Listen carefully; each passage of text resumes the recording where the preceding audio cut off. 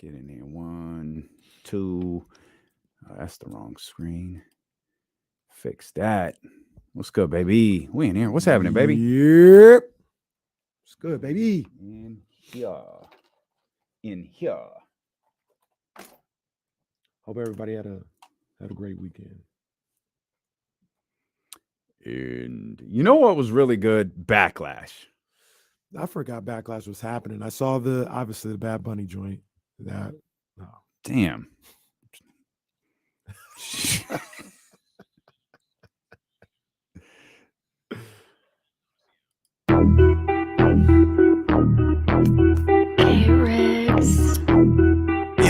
Yeah. We got them screaming D-Lo, KC, D-Lo, KC, D-Lo, KC, D-Lo. We got them screaming D-Lo, KC, D-Lo, KC, D-Lo, D-Lo. We your number one spot. We your number one spot for some sports, huh? Got the city going crazy when we work, huh? We top 2, but we ain't 2, we in first, huh? And when you need the real, we is who you search, huh? D-Lo, KC, D-Lo, KC, D-Lo, KC, D-Lo. We your number one spot. Air horns for that man. Air horns for that man. We welcome in here to the Monday, May 8th edition. D-Lo and KC. I'm Damian Barling. Acknowledge me. He's Kenny Caraway. Yes, sir. Acknowledge me. And we are so happy that you're here with us. If you're watching on twitch.tv/ESPN1320 or youtube.com/ESPN1320, if you're scrolling your timeline on Twitter or Facebook, wherever you are, we appreciate you so much for being with us. Hit the thumbs up, hit the subscribe buttons, do all of that great stuff. We've got 4 hours here with you. We'll talk plenty of NBA. We'll talk Kings. We'll talk some interesting things that happened over the weekend. Weekend was crazy, bro. It was crazy. Weekend was kind of crazy out of nowhere. Did you know the Weeknd is getting rid of the Weeknd? Weekend's an interesting character. He's a different dude. He's an interesting character. Man. He's a different dude, but he's what is he gonna do? I just saw it. What's his name? Because I think that's what it is. I definitely don't know his name. He says he wants to get rid of the Weeknd. Okay. He's got one more album to drop. I was reading all about it this morning. Like, well, why do they keep referring to this man as Abel? I guess because that's what he wants to be referred to as from now on. Okay. I mean, it's a bold strategy, Cotton. It is. But I mean, as long as he keeps coming with them hits, it won't matter. Yeah, I guess not. And he does come with them. I'm like, it's kind of obviously it's kind of dark. It's kind of weird, but he come with them hits. The catalog is getting deeper and deeper. Oh yeah, no, he can go. He's gotten a little weirder as the albums have. Have dropped, but that's all right. We'll save our discussion on the weekend for a different time, maybe a different show. Who knows? But we appreciate you so much for being with us. Before we dive into a weekend of NBA action, by the way, James Ham will be with us here the final hour of the show. And how about the rookie, Keegan Murray? Yeah. Not really surprising, but still official. Keegan Murray, all rookie first team. That's awesome, man. Once again, air horns for that. We'll run it back one more time. Air horns for that, brother man. right there. Congratulations, Keegan Murray, man. First team All NBA. That's big time. He went farther than anybody in that first team with his team. He was a starter. Oh, by far. Yeah, he was a starter for the number 3 seed in the Western Conference. What a hell of a rookie campaign for him. OKC had a series, right? No, they got in the play-in. They got in the play-in. Okay, yeah, because obviously Jalen Williams on. Jalen Williams is a stud nice too. Yeah, he's nice. Keegan Murray, Benedict Mathurin, Walker Kessler, and Paolo Banchero. Pretty easy work right there for all NBA. I hate to be this way, but I didn't notice there was no Jay Ivey in that. Jay Ivey was all second team. Yeah, Jay Ivey made all second team along with Jalen Durant, Jabari Smith, Jeremy Sochan, and Tara Eason. A couple of your favorites right there. Yeah, I like Tara Eason. I like Jalen Durant too. That's why I said a couple of your favorites there. That's my boy. Keegan Murray received 185 first team votes, more than Benedict Mathurin. But less than Walker Kessler, Jalen Williams, and of course Paolo Banchero, who was a unanimous selection. I mean, that's pretty ridiculous. The rookie. It's got to be pretty ridiculous. I know Walker Kessler had a really good rookie campaign. He's a hell of a young ball player, but I don't know how Keegan Murray can receive less than Walker Kessler. At the very least, they should both get all first team. So I don't understand how somebody could look at their ballot and say Keegan Murray's not on the first team. So what's interesting, and I'm freestyling this, 88 plus 9 is 97. There's I saw from Jill. I think Jill said there were three people that left them off first and second. Yeah, team. that's what I'm looking at, because there's 100 for Paolo, there's 100 votes for Jalen, there's 100 votes for Walker Kessler, but there's only 97. They slided in first and second team. Only 97 for Keegan Murray, which means 3 people said to hell with the kid in Sacramento. That's crazy, man. That really is crazy. I don't know what these guys do sometimes. Looks like Benedict Mathurin got 99. I don't know what these writers and these voters are doing half the time. I mean, I'm not going to put this on the same level, but it's almost akin to what Charles Barkley was talking about yesterday when somebody didn't have Joker in the top 5 in MVP. Yeah, come on, man. Like, what are these people trying to prove? And then the other thing about it, I got to hear from you. Oh, yeah. I gotta hear from you. Not just Keegan, but I want to hear from you in the Jokic situation. I got to hear from you. My column. Yeah. Hell, go on PTI if people still do that. Go on. Come on here, D-Lo and KC. But I got to hear from you. If you have a valid reason for doing something like that, leaving Keegan off of first and second team, or not voting for Jokic in the top 5, I need to hear it. Those are the types of things that make you like you should lose your vote. I'm not the Keegan thing. It's silly, but like Jokic wasn't the top 5 player in the league. Oh, like nah, it's cool. We're taking your vote away, but nah, it's cool. Like people use this vote. This is why so many people don't want to vote on postseason awards. Is because people use it as like a platform to get their take across, or I'm going to use my platform to make a point. That's all the Baseball Hall of Fame is now. It's just a bunch of guys trying to make a point. Right. So, all right, cool. You're sacrificing the institution of the Hall of Fame. That's fine. You're sacrificing the validity of these postseason awards by trying to make a point for your column, right, or your podcast, or your show, or whatever it is. And once again, I need to know what that point is, because it's. I'm a dumbass ridiculous. Is the first thing that comes to mind. It's sounding ridiculous. Jokic not in the top 5. Keegan Murray, come on, man. I mean, look, let's not get too smart here. Keegan Murray, what do you average, like 13 points a game, something like that? 12, 13, yeah, something like that. For number 3 seed in the Western Conference. Starter, by the way. Starter in the number 3 seed. He's not deserving of first or second team. It's wild. Like, what are we really doing? Well, I mean, he did break a 3-point record for a rookie, right? And who was it? Was it Scrub McBucket that he broke that he broke that record? No, it was Donovan Mitchell. Y'all love Donovan Mitchell. Y'all don't want to show Keegan Murray love. Show crazy. Yourself. Who did it? Like I said, if you, I more than any other people, I can respect somebody that if you're wrong or I don't agree with you, but you stand up on your principles, on your loyals. I can accept that. You got to show yourself. You got to speak. You got to stand up for yourself in this situation, because this is egregious. You know what them voters is like? How many times this weekend have you seen Genuine fall off the stage? Oh man. Oh man. Trying to take the sign language guy down with him. It's on my timeline and I can't scroll past it. I just keep looking at it. I've watched this thing at least. This video got 2 million views. I account for probably 100,000 of them. He almost took that big dude out. And I just keep looking at it like those are the voters who left off Keegan Murray. Isn't Genuine coming to the State Fair? I think he is. No. Yeah, I think he's coming to State Fair because I remember over the weekend it got announced Ashanti was going to be here. And I was like, at the State Fair? Yeah, I'll be there. Ashanti will be there.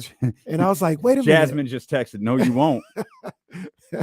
I was like, wait a minute. I thought Ashanti was already coming. There's got to be somebody that was already here. It was Genuine. Genuine will be at the State Fair.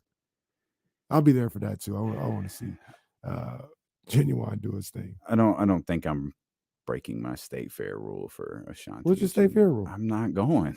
What, you just ain't never going to the State Fair again? I don't like the State Fair. Unless I'm asked to go by some people in our building. I don't plan on well maybe for Ashanti I do it. Yeah. You wouldn't go see Genuine? I'd go see Genuine. I don't I mean I don't want to be anywhere near him because he's grabbing folks. By the way, conversation unrelated to the radio. Bryson Tiller's at Hard Rock. That's right. Or wait a minute. Where is? No, he might be at. Why is he? He's here for something. And it's not. Is he at the park? It's not Soul Bloom. I think he's at the park. Oh, that's crazy. He ain't at Harlow's? Nah, it looks like the park. Wow. I don't know how that's supposed to work out. I haven't been to the park in decades. Okay. Well, I think it's at the park. I'm just saying, I don't know if they changed. Like, I don't know if they have a spot where somebody can perform. Yeah, that little concrete slab. That's where they do it. The little concrete slab. Shout out to Bryson Tiller, though. Weren't we just there? No, we weren't at the park. Where were we? That wasn't the park? When? For Rick, remember when? That was Cesar Chavez Park. Yeah, isn't that where the concerts are? Yeah, the park is a club. No, I meant the park. Like not the club, yeah, the park, the park. Okay, that makes more sense. No, you got to say Cesar Chavez. No, the park, Cesar Chavez Park, not the club, the park. Do acts even go to the park? No, that's why I was like, damn. No. What is that? No. That's why I was like, he ain't at Harlow's? He went to the park? Literally meant the park, like concerts in the park. The park. That's what I said. The concrete slab they perform on. He's here for concerts in the park? I think so. I know Eric Bellinger's here for concerts in the park. Unless this is the wrong year. He's here for June 17th. That sounds about right. Yeah, Eric Bellinger's definitely here. He got a new song out. It's good look. That's what I get for Googling stuff live on the radio, man. Knock it off. I've seen 3 different dates for him being at I've seen June 17th, June 19th. Lord have mercy. I don't know when this man is coming to perform. Goodness gracious. Maybe he didn't vote for Keegan Murray all first or I second can't believe that. I'm trying to like rationalize it in some way, not be, all King centric or whatever. But how can you not have Keegan Murray on first or second team all rookie? Are there even 10 rookies to really choose from? Jalen Duren, that's my boy. Yeah. But you gonna pick Jalen Duren over Keegan Murray? They said Terry Eason. I didn't see Jill's tweet. I searched it. It wasn't like the 3 idiots who didn't have Keegan on the first or second team. Show yourself. You messed up when Jill Adge calls you an idiot. Yeah, you really dropped the ball when Jill's coming for you next. So yeah, we need to see these votes. We need to see we need to see these votes. Like I said, make yourself known. That's all I ask, and explain yourself. That's all you got to do. Make yourself known and explain yourself. Dyson Daniels got 2 votes. Dyson Daniels, is he on one of the teams? No. He's in the other players receiving votes category. Your man got 36. Who? Shaden. He's not on any of them, huh? Mm-mm. That's kind of stupid. That's kind of like Terry Eason's cool. He missed it by the other one 11 with votes. Boy from San Antonio. Yeah, come on, man. Shaden Sharp should have been on there. Yeah, that's that. I mean, Terry Eason had 47 votes or 47 points. Excuse me, not 47 votes. He had 47 points, and Shaden had 36. Terry Eason's a cool ball player. I like his game a lot. I mean, Shaden Sharp should have been first. He should have been second team all rookie. Let's come back. We'll talk more on Keegan Murray. We'll believe it or not, we gonna get Kings basketball in. Oh, we gonna do that we one do. way or another. We're gonna get Kings basketball conversations in here. We'll also talk about the weekend in the NBA, particularly what we saw yesterday. Shaq had a line, man, that's really stuck with me ever since he said it. I want to run that by you. We're just getting started. It's D'Lo and KC, brought to you by Sky River Casino here on Sacramento Sports Leader, ESPN 1320. Genuine. Yeah, I might have to go to State Fair 2 times. Yeah, I'll do that. Somebody we might there have last responsibilities year there. Yeah, well, there's that. If we're doing what we're supposed to do. I also figured out a media day we all plan. on our job. I figured out a media day plan too. Can't keep us out. I mean, we both can't do our show live there, but one of us could. Can't keep us out. Send you down there with Leezy. Shout out. Send you out there with Leezy in the camera. Leezy in the camera, and then we'll do a bunch of work for our next project out there. And yeah. Can't keep us down. Good Kid, Dad City. What you talking about, bruh? What you talking about, bruh? What you talking about? What's the ENT Legends? What is that? Is that a different event that just happens to be at the park? You gotta start saying Cesar Chavez. God damn it, Cesar Chavez Park.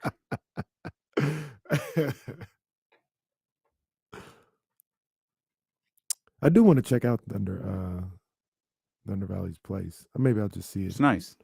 See it on overly priced drinks. What a nice place. Bet Sky River wouldn't do that. The folks that bring you Soul Bloom are ENT Legends. Oh, okay. And so that's why it's Saturday versus Friday. Oh, it's not a concert in the park. Okay. Yeah, it's just a concert. That's what's up. At Cesar Chavez Park.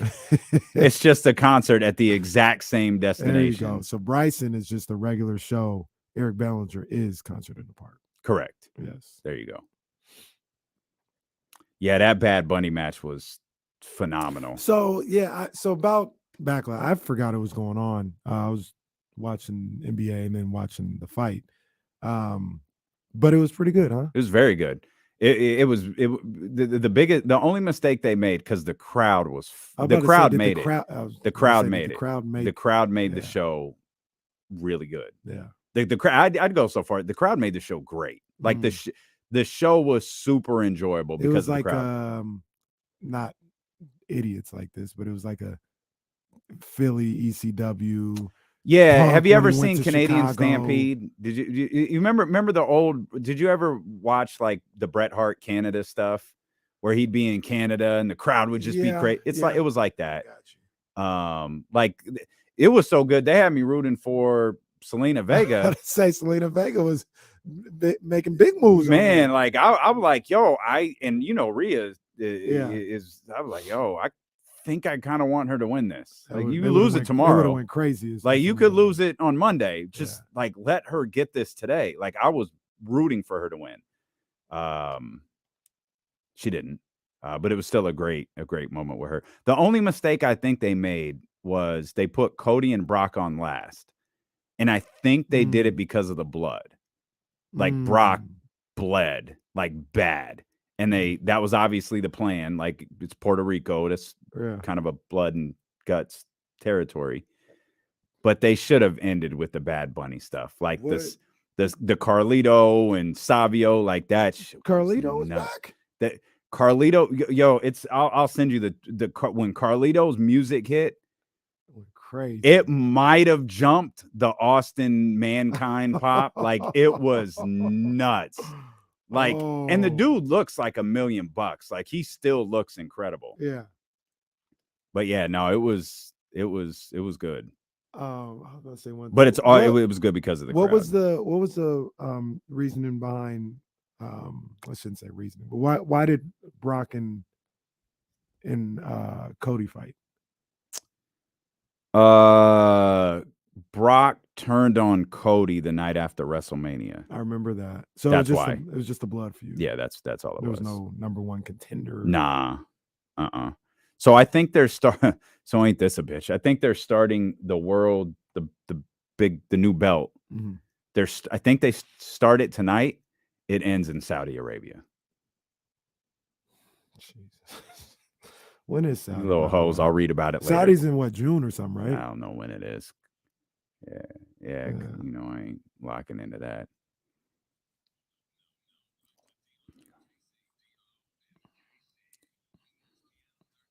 You gonna want to watch that text I just sent with you with the sound on.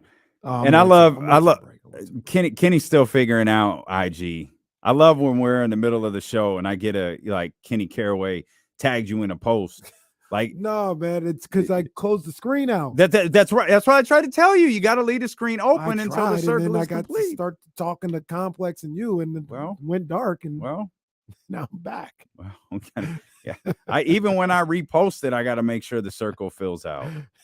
This is take forever. I don't know what's going on either, man. We got good Wi-Fi here, man. It should have been just like that. It just takes forever, man. Ain't no reason for all of this. Look, it still ain't posted to my story. I'm just reposting your story, and it still ain't posted. It's like 3/4 of the way done. Like, what are we doing? Nonsense. Shout out to Beyonce, Love on Top. That was a surprise that came on the way to work, and love that song. One of my favorites of all time. Yeah, that's fire for sure. That's the one. It was a fun weekend of basketball. It really was. It was. Dare I say? I'll say one classic yesterday. That was a classic. Yeah, that was a classic. Absolutely. I mean, when I think, did you see on Inside the NBA? The Nito stat of the night was everything that had happened on May 7th. Yeah. I think we may look at Sixers Celtics as one of them. Do the Sixers have to win though? Because they won the game. No. I'm trying to think of what else was on there. No, I mean, Iverson was on there. Reggie Miller was on there. Iverson's practice was what was on there. I don't think Reggie Miller's 9 Did points. they win that series? Nobody remembers the 9 points. I think the Pacers won that series. Yeah, I think the Pacers won that series. That was game 1. Nobody remembers that though. Nobody remembers like the series. Oh. They just remember that was game 1. I remember watching that game on my black and white TV in my room. Wow. What year did this game happen? Like 1962? The funny thing about it was that how you was watching Channel 69 with that TV? No, that was in color. That was absolutely in color. But this one was I was 12 or whatever, maybe 11. And it was like, this TV's about to go. Here, you could have it in your room. And I had it on the side TV where this is the only child stuff. I'd play Bulls versus Lakers, and I had the regular TV on, in the room too. But I would play Bulls versus Lakers, and then as I'm playing the game, I'm commentating, and if something happened, I would press pause, do the instant replay, and then I'd be Mike Fratello and have the Sharpie doing the telestrator on the TV screen. So you had to do it. Boy. Jesse, I was like, do you even know who Mike Fratello is? I know Mike Fratello. Okay. You know the czar. But I would be like, see how Michael Jordan was able to get this pass over because Scotty came around this way and boom, that screen came through and Jordan was able to get right through. I was the czar, the telestrator before it was even a thing. There's some TV out there with Sharpie markings like NBA plays and stuff like that. It came off rather clean. Well, that's why I was able to keep doing it. I'd wipe, you get some Windex or whatever it was, come off pretty clean. It was all good. Did you ever have the two TVs sitting on top of each other? No. Did you? Yeah, we had that joint. Any house, if my grandmother had that, I don't think my grandmother had that. She had the big cable TV with the box. Oh yeah, the wooden case. Yep. I don't know how that thing got out of the house. What do you mean two TVs stacked on top of each other? Oh yeah, because if you didn't have cable, like sometimes one TV would get the reception better than the other TV, so you would have like a big, really old clunky TV that got like 3 stations, but you kept it because it was the bigger one. Then you'd have the smaller one sitting on top that got the other stations. Now it was not good. No, We it had was that. wow. And then, or sometimes I feel like people would just get new TVs and not know how to get that big TV out. That's a true I mean, story too. The TV was in this frame that looked like a tree trunk. Mm-hmm. That I mean, My first I don't know how they got these things out of the house. My first big screen TV when I was one of them joints. It was one of them big, but it sat on rollers, like that's how you moved it. Thank like God for that. Man, that thing was. It was a box, like some of y'all will never know the struggle ever. Like these little razor thin TVs, little curves and all that. Say, man, you got TVs that weigh 325 pounds. I have in our garage. I'm just riding it till the wheels fall off. There's a flat screen TV in there, and it's probably, I don't want to say it's one of the first, but I probably got it in like 20. Did you introduce flat screens to the West Coast? It's debatable. Okay, it's debatable. But I want to say I got it in like 2011. So it's kind of heavy. Mm-hmm. It's got, I mounted. Is it hanging up? Yeah, I mounted it on the garage wall, but I just remember mounting. I was like, damn, this thing kind of heavy. It's mounted into cement. That's the only way that thing can hold. But yeah,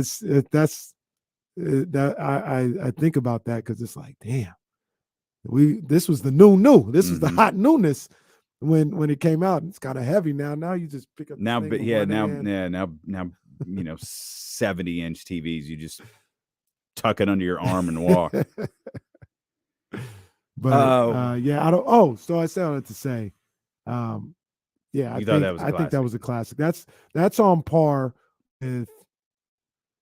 Let me see what you think. That's on par. The first one that comes to my mind is Pacers Magic, the 4-game winners. That's the feeling I got from Celtics Sixers last night. Okay. For some of you guys who aren't old enough, it.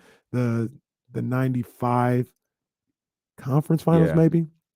The Pacers and the Magic played a game where they were literally 4-game winners in the span of like 15 seconds, culminating in Rich Smith's hitting one at the buzzer. That was a great game. That was an all-timer. And I think yesterday was on that level. I thought, Marcus's shot going in just a split second too late was amazing. But the shot at the end of regulation, I thought was going in. Like he just line drived it. I'm like, oh my God, Marcus Smart's that dude. Clank, like just right off the front of the rim. Okay. Or front from where he was. Yeah. All right, fine. But to fling that ball off just a split second too late at the end of overtime that's tough. So the funny thing about it all for me is I didn't get a chance to watch the game live. I was running around doing some stuff. Shout out to my man AJ, man. We see you. We love you, big dog. Shout out to AJ. But I came in as the game ended, and I was at Tronell Gross' house. She was watching the game. I came in as it ended. She's like, oh, this was a great game, or whatever the case may be. And I rewound it to see a Harden shot. So mind you, I saw that not knowing really the game James Harden had. And I saw him hit the shot, and I was like, what? James Harden hit a game winner? And then when I watched it the first time, you know how like when Keegan Murray or Kevin Huerter gets ready to take a three at the Golden One Center, there's a and everybody throws their hands up or whatever. It felt like, I'm gonna have to watch it again, but it felt like nobody did that when James Harden shot the three. They were like, oh my gosh, they were just nervous, right? So then he made the shot, everything happened. And my mom goes, yeah, he had 42. I said, no, he didn't. I said, he didn't have 42. She's like, yes, he did. He had 39. Then he hit that three that made it 42. It's like, he did not have 42 points. He already had his 40-point game. It didn't happen.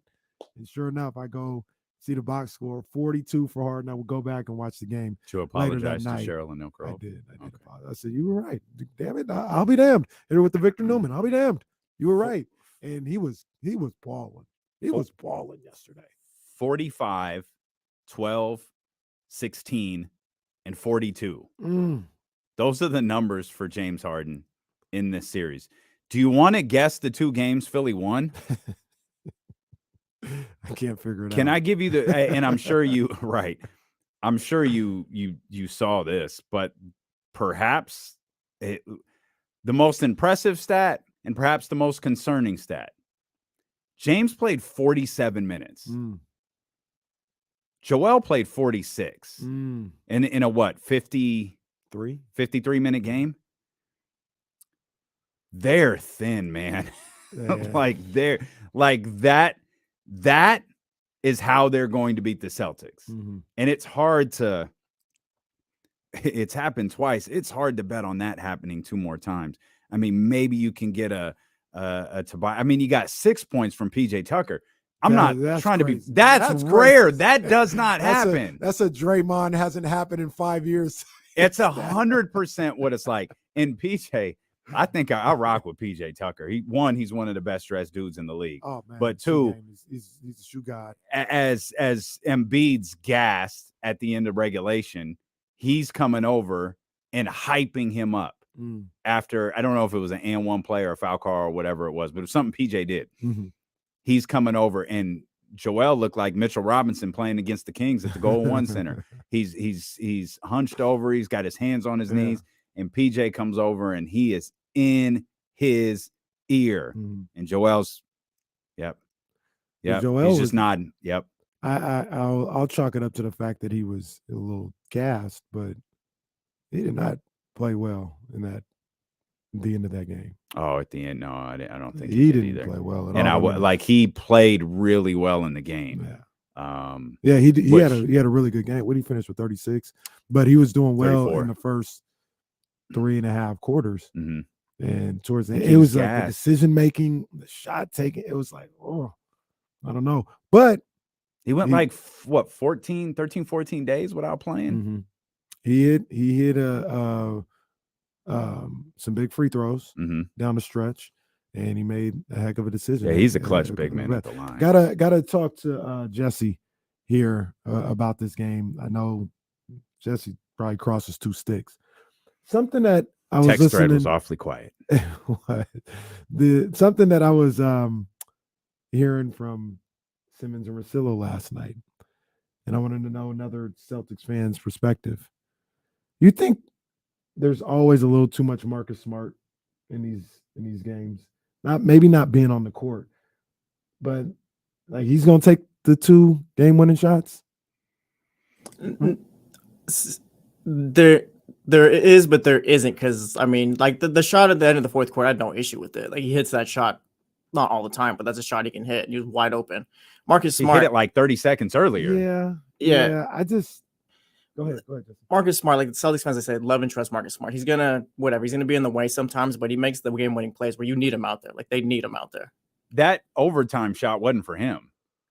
No, that was one too many passes. Yeah, that last shot shouldn't have him. went to him at the end of the. I mean, they took forever to get into the way set. too long. I didn't have no problem with them not calling the timeout, but they were going with 7 seconds. But the whole point in what they were talking about, and I feel like I kind of agree, is like Marcus.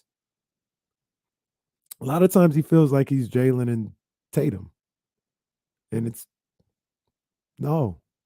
I think they say he took 10 threes last night. Bill Simmons is a hater. Like, but I mean, I agree with him on this. He shouldn't be taking no shots. He shouldn't be taking no shots at the end of the game. I disagree. I'll ask you this: if you're the Sixers, do you want Tatum or Brown taking a shot or Marcus Smart?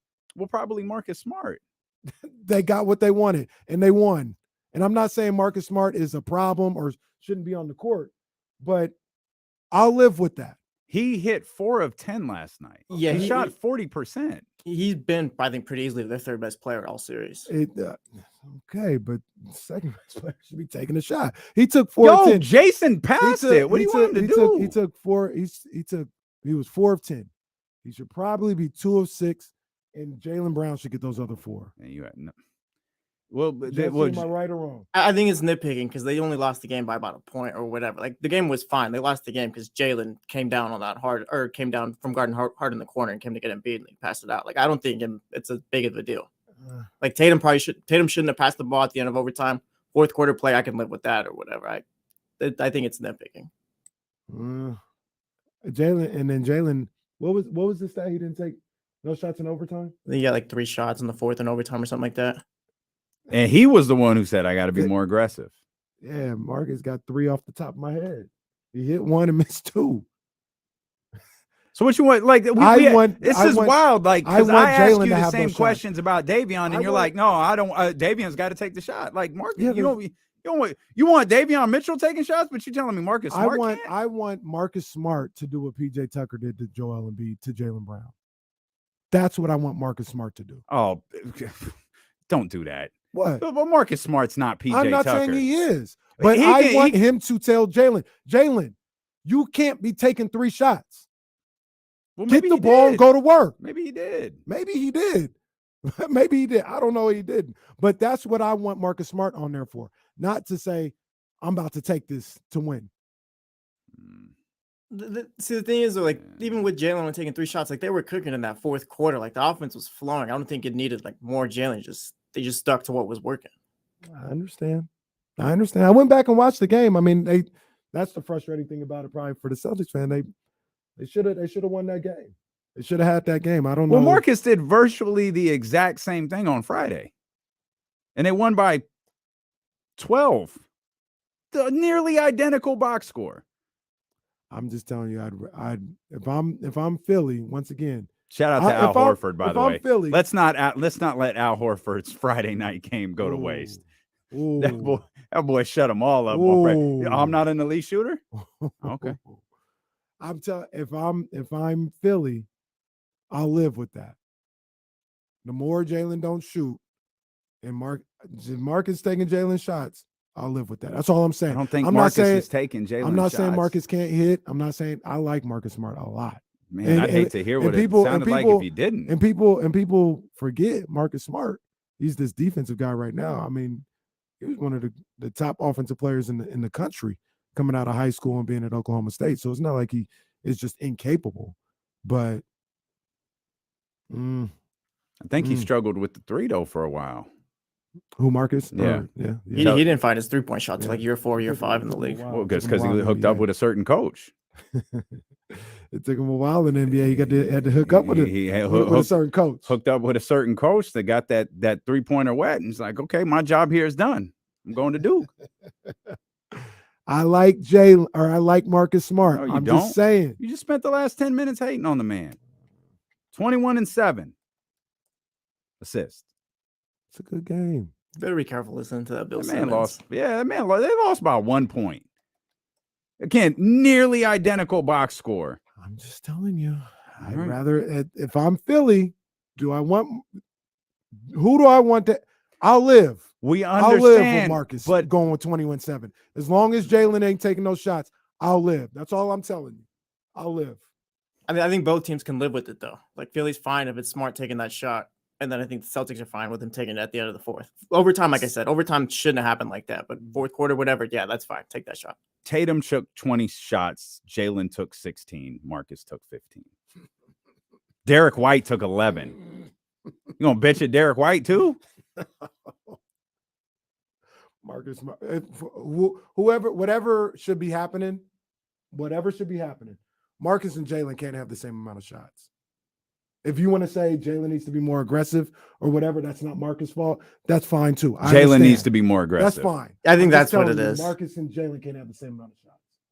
I think Jaylen needs to be more aggressive. I don't think Marcus Smart's really taking bad shots this series. Man, unsolicited, just for no reason. Just for no reason on one of my favorite players. I got love for Marcus Smart, man. I do. I have so I'm going to say 2 things. Mm-hmm. I have a healthy respect for the series that James Harden is having. I have a great deal of respect for the story that they were telling all throughout the game yesterday regarding James Harden and that brother from Michigan State. Yeah. I think it's wrong. To have the 2 games that he's had in this series so far really is incredible. I'm not going to change my tone on him yet because one of these 2 teams is going to go up 3-2. That's where I need to see this from James Harden, because the knock isn't that he can't perform in the playoffs. The knock is that he can't perform when it matters the most in the playoffs. And I'm not suggesting game 1 doesn't matter, and I'm certainly not suggesting game 4 doesn't matter.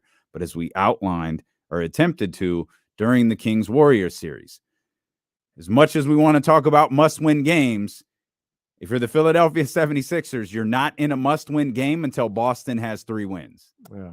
That's where I'll start evaluating James Harden's performance. He's been phenomenal. I give him all of the credit in the world. I didn't think that player still existed in him. It clearly does. And he can go a long way to changing the narrative on him if they go down 3-2. And I'm not even saying they got to win the game. If they're down 3-2, he leaves it all out there. Philadelphia, hey, respect to James Harden. But the 2 40-point games to me don't do anything for his reputation yet. No, not for me. Not his playoff reputation. Not for me. But I didn't think that. I'll give him credit in the sense I didn't think that player was still there. And the game 1 thing is completely different than game 4 because game 1, he was alone. And that was everyone's, James by himself. This is why James wants to go to Houston. All of the different little notes.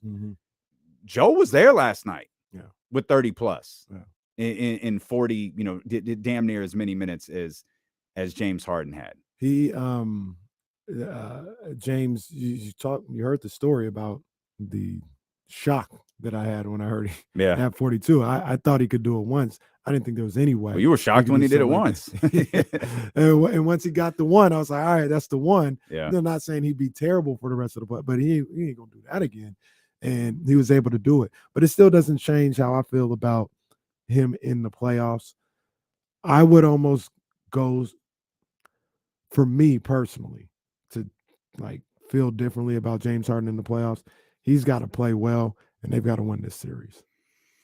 Yeah, I'm with you. But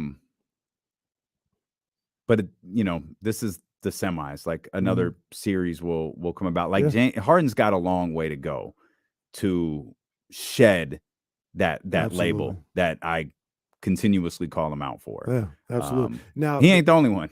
Doc Rivers does too. Did you think it was a foul? Well, Doc, did you think it was a foul? Doc's got the no. Say it with your chest. No, sorry, Doc. Thankfully, Doc has the greatest championship in modern NBA history on his resume. I'm up to. I'm up to. What was that again? It was actually a really good meaning. No, it was. I just can't remember what it was. It's like we are because I am because we are, or something like that. Crap, I don't know. It's like I think it's I am because we are. Yeah, I think Kenny's got it. Yeah. Okay. Whatever it was really good. Yeah. The crazy thing about this whole series is, remember I said going into game 3 that Philly had to win both of those games in Philly to keep that pressure on. You didn't want to have a split or anything like that. Well, Boston handled business on Friday and kind of erased all that. And I thought, okay, if you're Boston, you come in there, you get your split, you go back, you got home court back or whatever the case may be. I thought that would be good enough. I don't know, man. Maybe it was the way that game played out yesterday. It feels a little 2-2. If you talk about momentum, it feels like Philly is feeling good about themselves, and Boston may be questioning themselves a little bit. What you think, Jesse? No, I think this series is over in 6. I think Boston blows them out in game 5, and I think they take it in Philly. And I think even if Philly wins, I think even if Philly wins game 5, it can go 7. Was this another Simmons and Russillo thing? No, I didn't hear that. Oh. But no, I'm thinking about the way because I thought it was paramount for Philly to win both games. And when they didn't, especially on Friday, I was like, it's whatever, like Boston way back in control. But it was just the way that game played out yesterday. And I was like, I don't think they're in control like they would be if they won both games and were up 3-1. But I think it's a lot more even of a series than maybe I was willing to give it credit for if it was at 2-2. I'll give you that. Sure. Yeah. I still think I agree. But I think Boston's going to win the series. But the thing I just can't get over is they need Joe and James Harden to do that every night. like Doc, I think is playing. I might have closed this. I think Doc's playing 7 guys. Sounds about right. Sounds about right. Where is he? Well, major minutes. He's playing 7 guys. That's tough at this stage against a team like Boston. That's tough. We'll step out. We'll come back. We haven't even talked about the story everyone's talking about from the Denver Phoenix game last night. We'll dive into that. Plus, talking about James Harden. We haven't mentioned Anthony Davis and the Lakers Warriors series. We'll of course get to that. Shaq had an incredible line last night about being great that really stuck with me, and I wanted to bring that to the radio here today. So we'll do that. Stilo and Casey, brought to you by Sky River Casino, continues here on Sacramento Sports Leader ESPN 1320.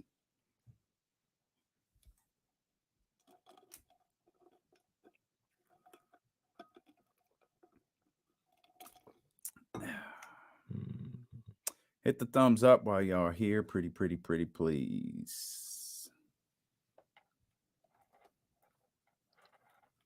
Did you see that video of my girl Summer Walker and her performance? I retweeted it. She was so disinterested. But Her people pointed performance out, where? I think she was at Lovers and Friends. Oh. But people pointed out she might have been trying to protect a wardrobe malfunction from happening, but she was just uninterested.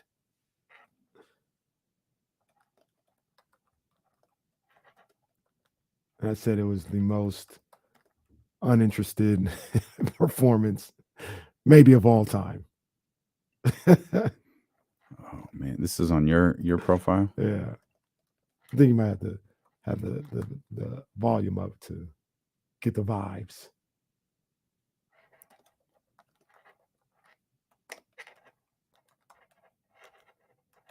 Are the Knicks done? Oh, don't. Yeah, I got to talk. I'll talk about it. I'll talk about that. Can't believe it.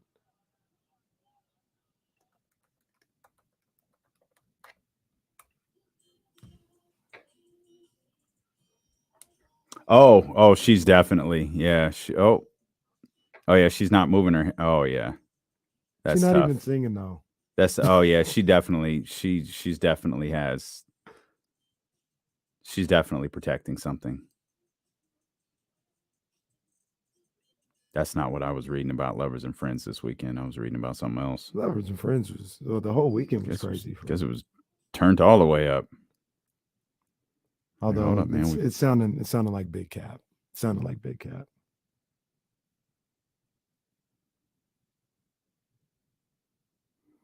Floyd Mayweather treated Canelo like he was a statue. Kenny retweets like something from that fight once a week, bro. The only person I feel bad for is Jesse because I like Jesse. But other than that, you retweet that once a week. I was like, oh wow. Every time they come up, they get a retweet. At least you apologized for your brown sugar take. You caught some heat for that one.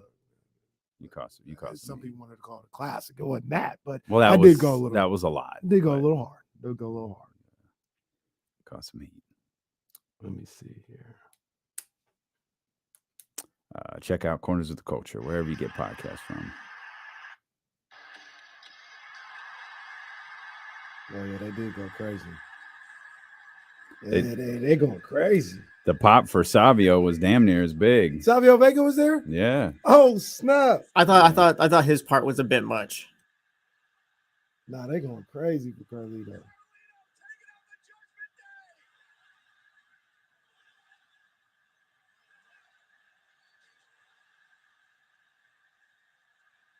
He looks great. I don't know why he's not. I think he does some stuff in Hollywood, but that dude looks great. He does. Yeah, he's ripped.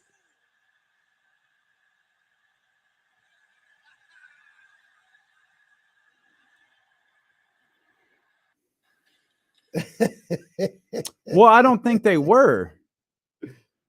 I don't think they were until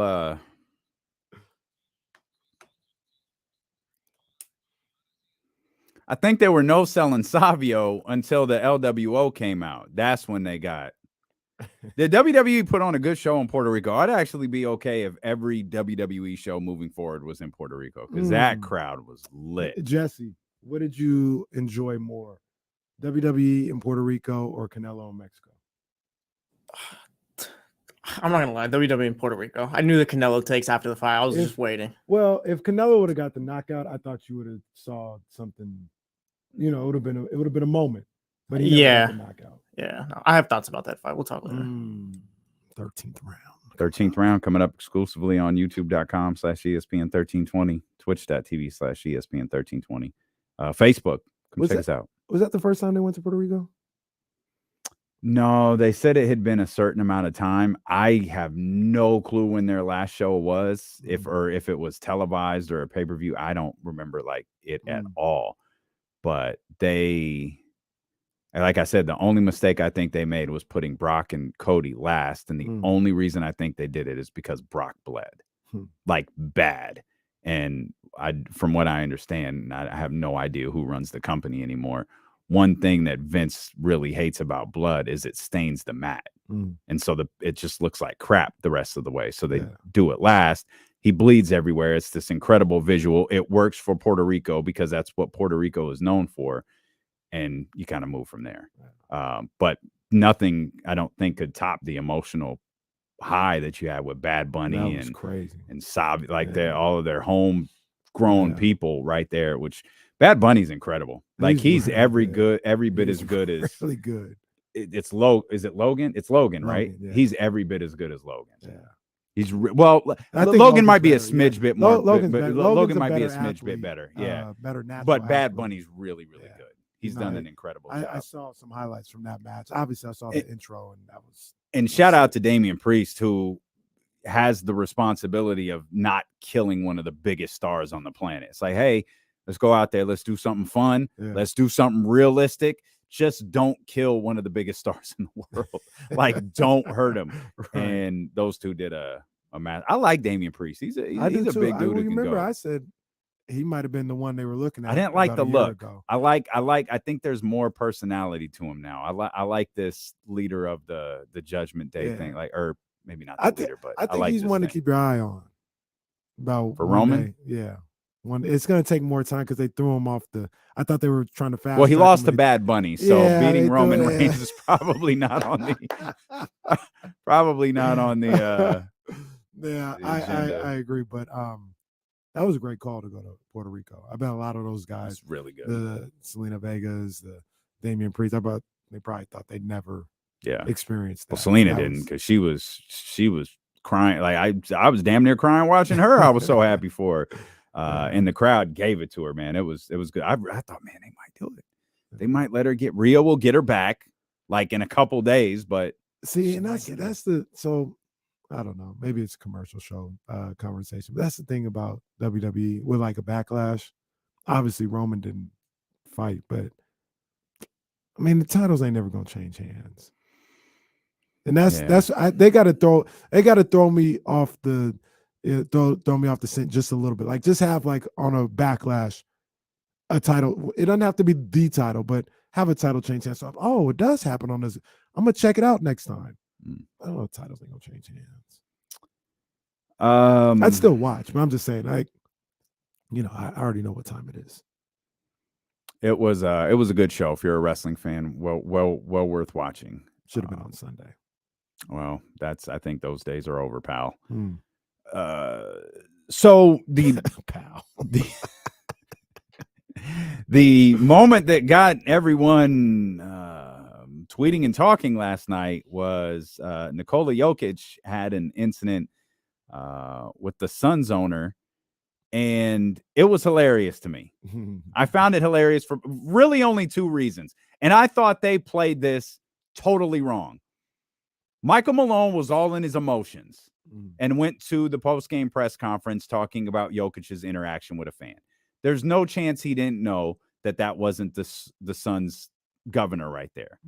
And he was like, well, so I think he was talking about you got to protect the player, the fan. And the reporter goes, well, that was it Matt Abisha, the Suns governor. Ishbia. I don't care.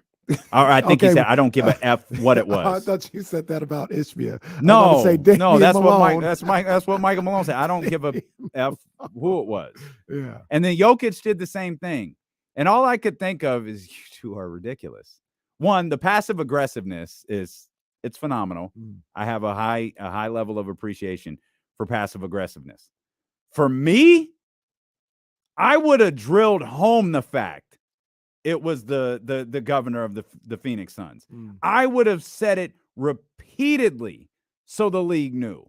Because you're trying to make this thing as like some sort of fan interaction, perhaps because you think that Jokic is going to get suspended. And that certainly is a conversation today. While I don't believe it's going to happen, that's the conversation today. I want to talk about Jokic's part in all of this in just a minute too. But I thought they played that all wrong. Their passive-aggressive pettiness got the better of them when they could have built up the fact it was an owner, it was a governor, it was a governor, it was a governor. And hey, you guys got to do something about this. This governor's gone wild out here courtside at the games. We can't have that. Getting involved in the action. You could have made a grander point and further solidified you can't suspend Jokic for a governor's action. But they didn't. They wanted to be petty and go the fan. But let's not pretend Jokic didn't go over there and start all of this. He was doing Jokic what people do.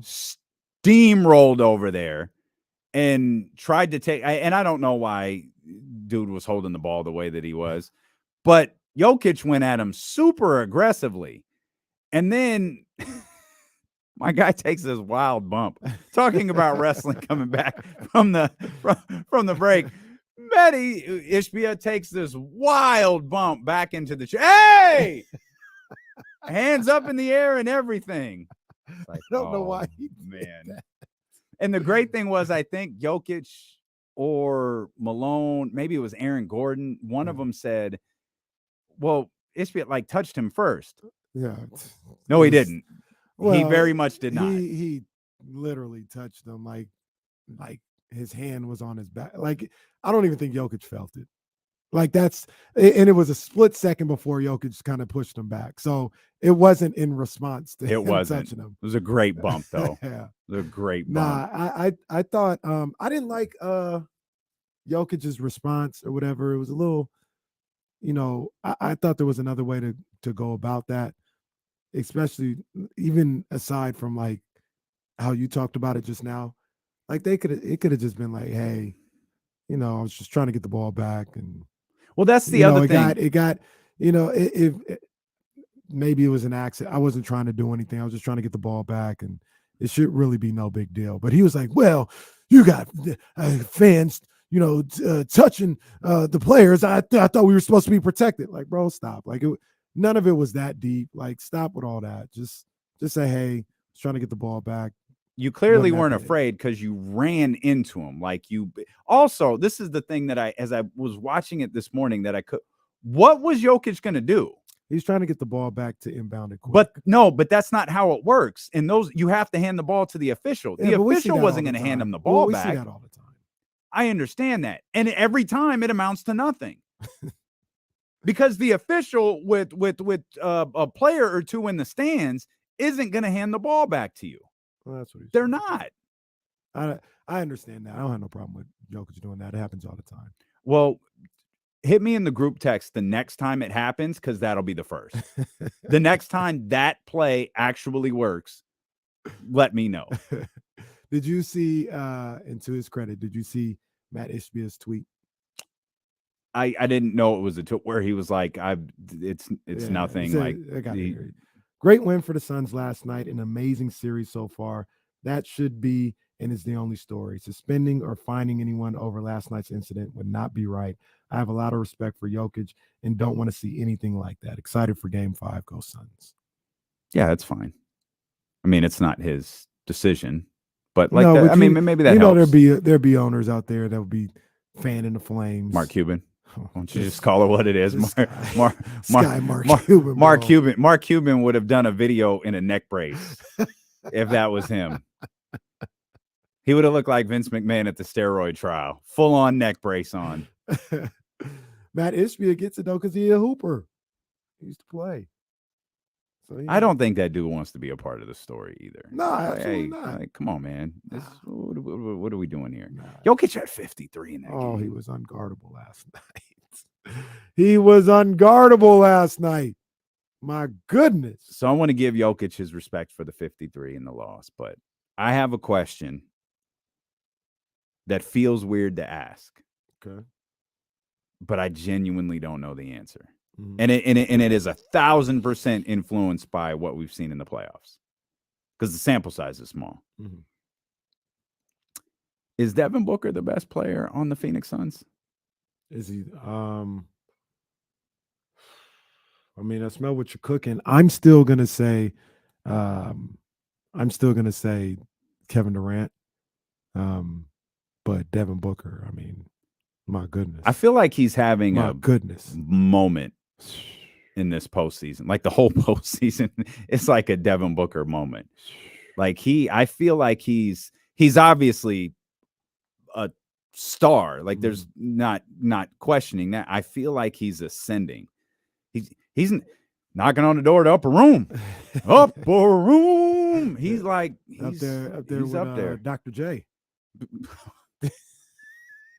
Did you see? I don't know what Dr. J was doing. I was afraid to find out what was happening in Dr. J's did suite. You see how it went with Mark Jones? And he's like, Mark goes, he said something to the effect of, "Oh, straight to the delight of Dr. J up there in the suite." Somebody was like, "Oh my gosh. Oh my, up where? Looking down where? Oh my gosh." Mark's wild for that. He said, "Dr. J looking down." That's what he said. Dr. J looking down with a smile on his face. The funny thing was Dr. J was actually looking up. Oh Lord, what's going on in Dr. J's suite? Dr. J was at he was at the Tank Davis fight. Okay. It's fitted too, like. Oh yeah, fitted. Doc. Yeah, he does not. Like not even suit though. Like maybe some prep Curry gear. If that if that man goes like to get milk at the store, he probably looks like 10 out of 10. Yeah, that's a smooth dude right there. That's a smooth dude. But back to your original point. Devin Not Booker, a point, just a question. I'm a broadcast journalist. I'm just asking questions. Devin Booker is having a legendary 2 games for the Suns. I just think back to if I was a Suns fan and we're down 2-0, Chris Paul's out, and Devin Booker puts up those 2 performances to get us 2-2. Oh man, he's goated.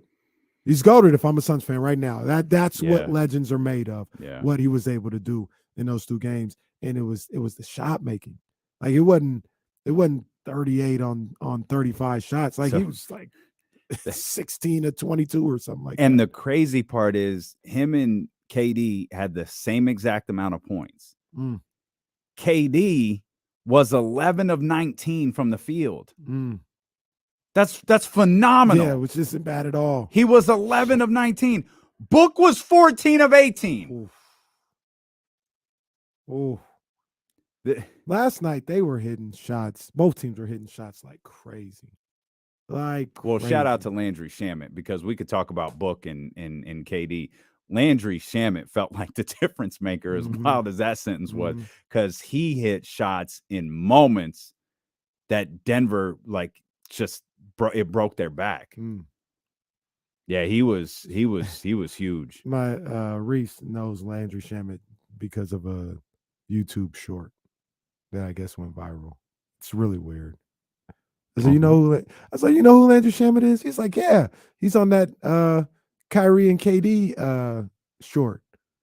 I said, you don't know him from actually playing? I kind of, but that's where he got famous in this in the little kids world. Kids recognize the weirdest things, man. And then he does it.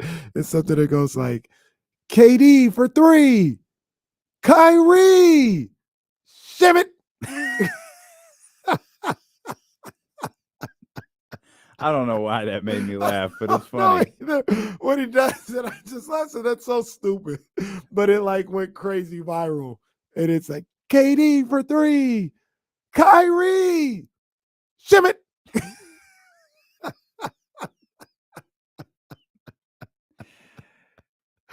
We're a show that caters our jokes to 9-year-olds. That's pretty much where we are.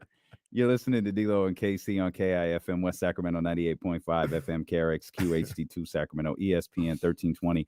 Always live on the free Odyssey app. You want to get in on the conversation, we'd love to hear from you. 916-909-1320. Jesse, that's his shooting the last 2 games? Yeah, like he's made 34 out of 43 shots. Oh, man. He's shooting 79% in the last 2 games. Jeez. That's like workout numbers. That's what you. That's absurd. That's nobody guarding you number. Not saying Denver's not guarding. I'm saying like that's how you shoot with chairs in front of you. This guy is doing it with his team's back against the wall, down 0-2, down your starting point guard. He said, "Get on my back, fellas." I think what Harden is doing is it's cool.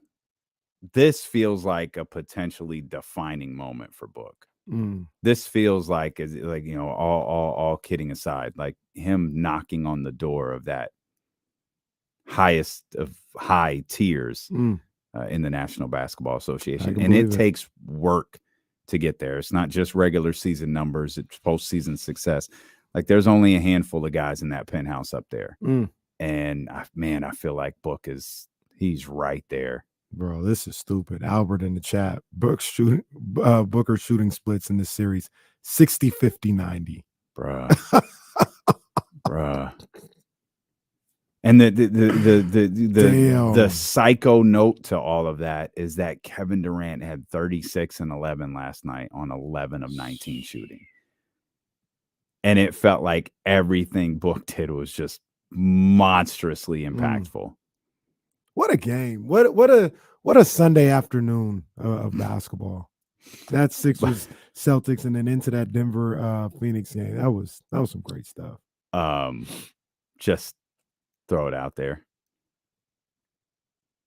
KD 51-50 or 50-50 and 80. Oh, those are his splits. Goodness gracious. 916-909-1320. Let's get our man Eric in here. Eric, what's up, baby? What's up, Dame? KC, what's up, fellas? What's up, Eric? How you doing, big dog? I'm good, brother. Just calling to chat about my Celtics, man. I remember telling you guys a couple years ago when you guys started your show that I just didn't think Tatum was that dude, you know, like a Devin Booker dude, like just not gonna let us lose, dude. That last play was just inexcusable yesterday against the Sixers. I'm screaming at him to go, and not only does he go late, but he hot potatoes it out to Smart. I mean, it's just like if you're that guy, you have to make that shot or at least get a shot up. And that's not to excuse Jaylen Brown for the unforgivable sin of leaving James Harden in the corner to go double Embiid. I mean, you're up 2.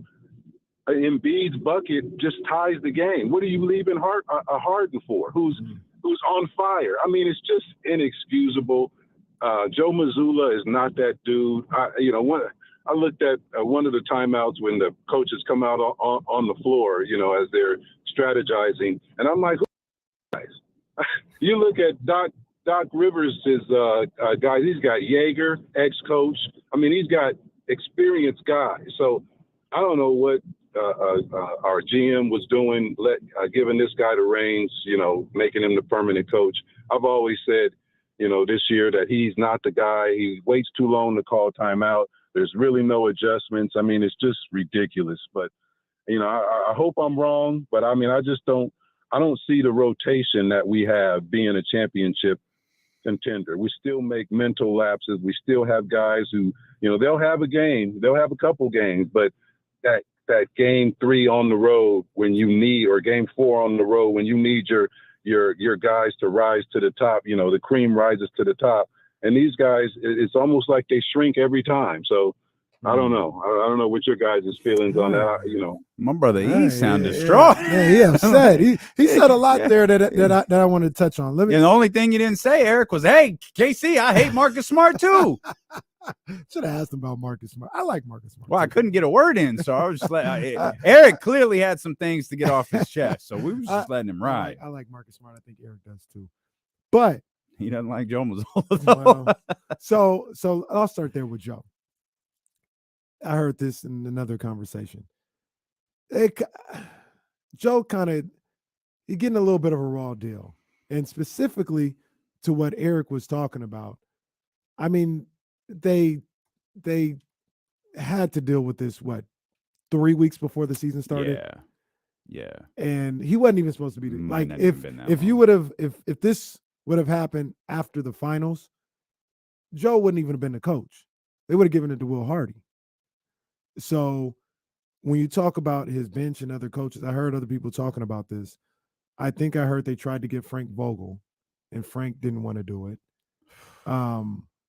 But well, no, not as a head coach, but just as like he talked about. Doc Rivers has Yeager, and everybody's got like a guy who's been in those wars. Got you, some experience. Yeah, and they couldn't get that in time. The person they went to was Vogel. Vogel didn't want to do it for whatever reason, but they couldn't get that guy for Joe Mazzulla, and that's asking a lot. Like he don't have that. He's never coached on this level before, and he doesn't have a guy that he can lean on. So, and I think the timing of everything that happened with Ime kind of prevented that from happening. So I would stall out the Celtics and Joe Mazzulla a little bit on that situation. And then with Jason Tatum, Jesse, why you guys always do this with Tatum? Why you always do this? First of all, don't look at me when you say that. They always do this with Tatum. Tatum is that dude. I'm part of the contingent that had to talk Jesse off the ledge. So don't look at me when you say that. Celtics fans always doing this with Tatum. I did this once. I won't lie. When I text you guys, whatever the game was, but it's always game to game with Tatum. Tatum is fine. Like he had a horrible first half. After that, they couldn't stop him in the second. Okay, like people talk about he's not that dude. No one talks about last year when they were on brink of elimination against Milwaukee. He dropped like 46 or something like that. Tatum can have a stinker.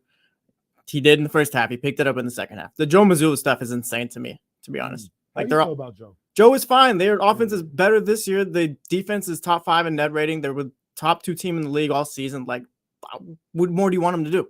He's had some slip ups, obviously. Yeah, he does, but like every coach does. But I think he's fine. I think he's going to be the coach for a long time. Who's the experienced coach on that staff? They don't have one at all. No. That's the whole problem. They don't have one, and they kind of like I said, the way I heard it, they kind of scrambled trying to get somebody for him when everything happened, but it was late in the game. Well, it's like if Mazzulla's not there, like, and say Will Hardy, like, what more is Will Hardy going to do with this team than Joe Mazzulla did? No, Joe Mazzulla's done great. I agree with you. Joe Mazzulla's done great. The guy's never coached. Like, there's going to be some a learning curve. There's going to be some mistakes made, especially in the playoffs and being in that position for the first time. He's fine. And also he doesn't have a guy that he can, lean on his ear a little bit, like an Alvin Gentry or something like that, sitting on the bench. Yeah, he's going to have these moments, but I don't think he's like Jesse. I don't think he's done anything that's kept them from doing what they do. And Eric, this is a young staff. Very young. And Stoudemire's gone, right? Stoudemire's gone. Stoudemire left in the middle of the season. Yeah. But I mean, the Celtics are a finals contender, a true championship contender for sure. Yep. But I saw these 2 series happening like this. I thought Atlanta was going to give them a little more. They're going to play more games in Atlanta than people maybe gave credit for. I thought Philly, they were going to play 6 or 7 games with them.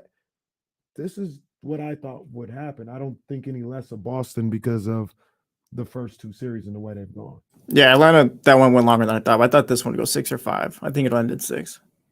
This is wild. I got to follow through one more search.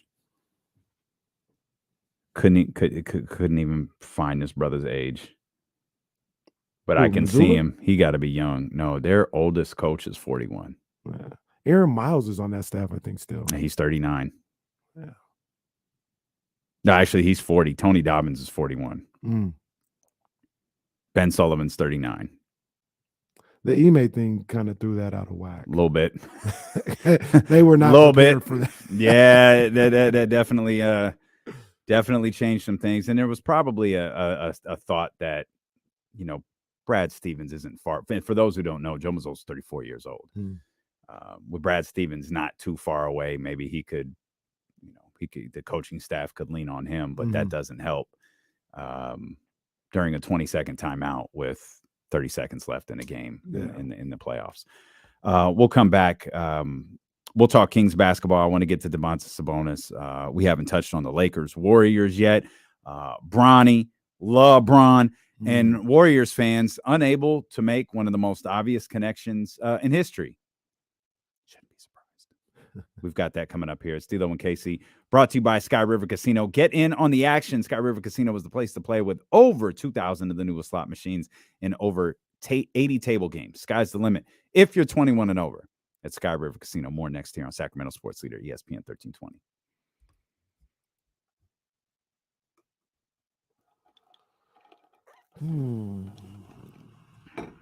Go get my new Booker sports drink. Uh-oh. I ate too much yesterday, so all I can do is drink today. Fat ass.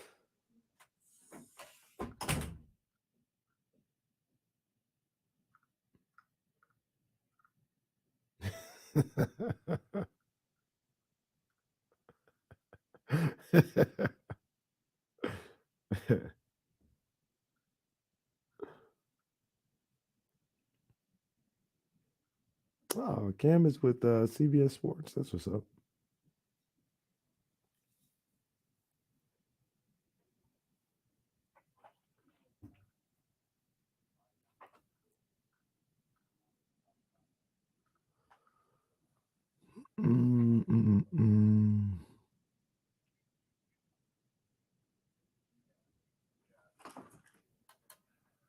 Yeah, I think so.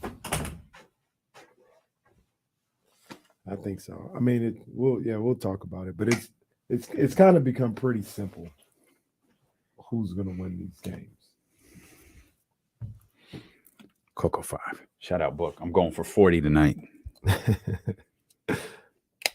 Hey, absolutely, Terrence. I don't have control over it, but I'm sure you can. Michigan, why would I go in on Canelo? He won pretty convincing. He just didn't knock him out. The performance was fine. It was fine. I mean, we all see what time it is, but no, there's no need to go in on Canelo. He did what he was supposed to do. He won the fight.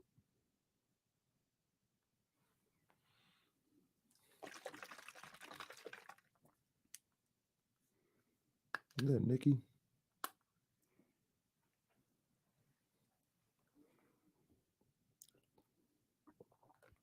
I feel like I ain't seen Nikki for a couple of days. Dr. David, I saw that. I'll talk about it. Like I told you, he ain't fighting Keith Thurman. I told you that way back when. Thank you, Stephen Brown. Appreciate it, man. Got to get it in before it gets hot. Yeah, hot. lit. Did you see? You see, we might have an East Coast Saturday or no Sunday or Monday. What, fog in 95? It's gonna be like 95, 50% chance of rain. That's DC. I ain't mad at it. I like summer rain.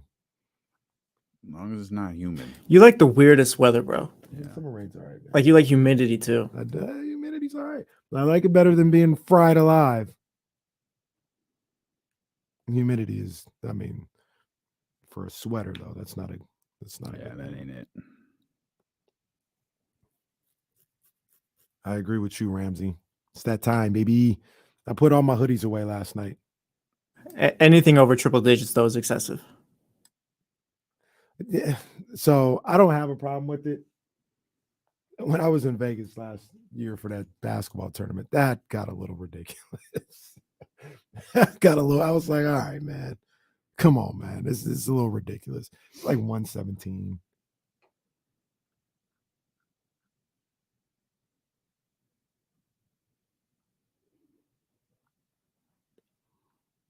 Game 1 of the Western Conference Finals, Tuesday, May 16th. Subject to move to Sunday. Well, they tried to put out the schedule. That's funny. Lottery next Tuesday.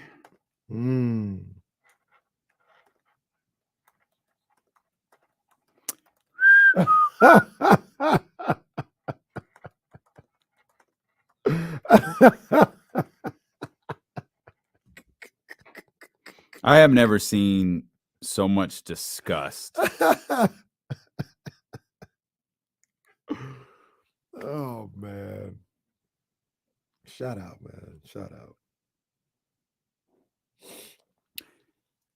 I looked at those slides, though. There's some good info in there.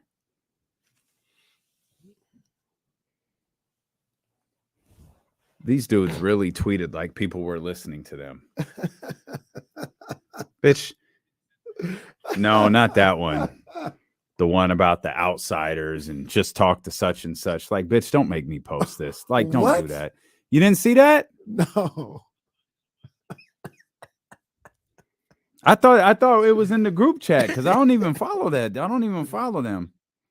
Man, again.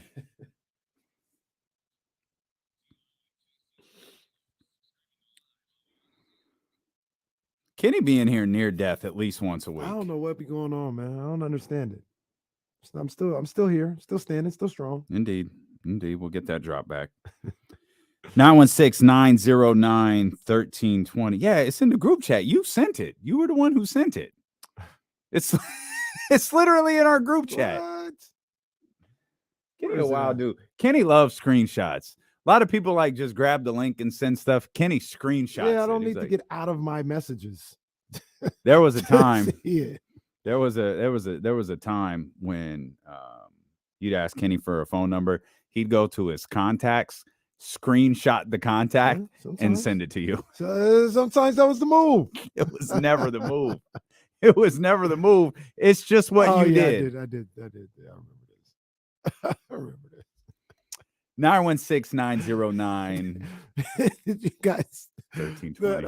that Roman joint after the that was in the comments of the awful announcing post of Roman we got that.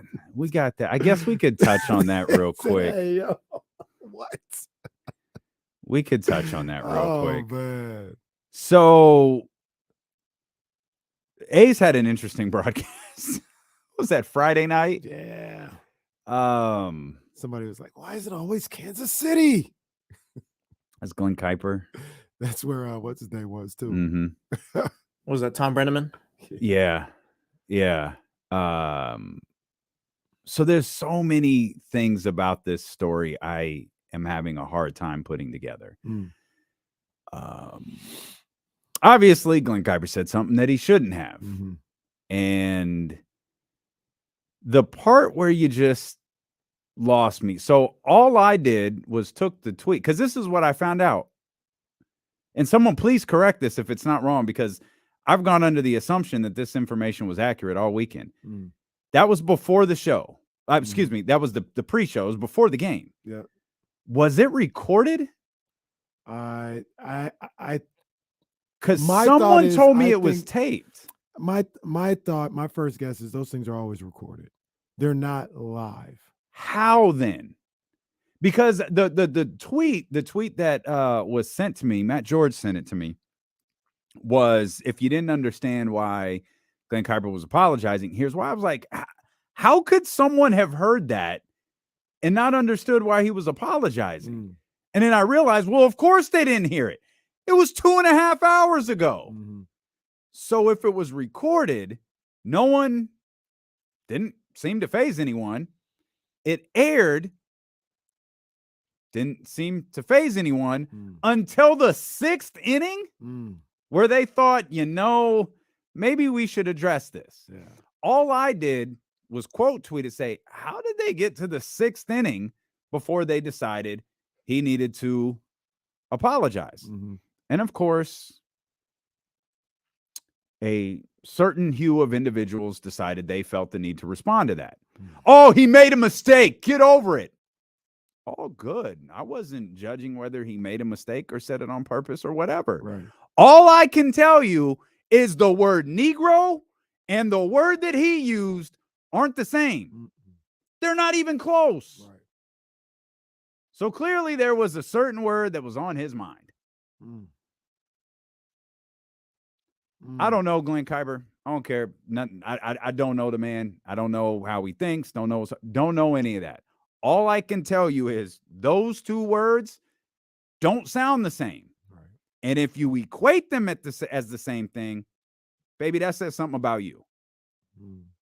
Yeah, I was, number one, I was disappointed to see that because I'm not like an A's fan, but just being a baseball fan and throughout the years you see Glenn Kuiper on A's broadcast, and I have never seen anything like that from him.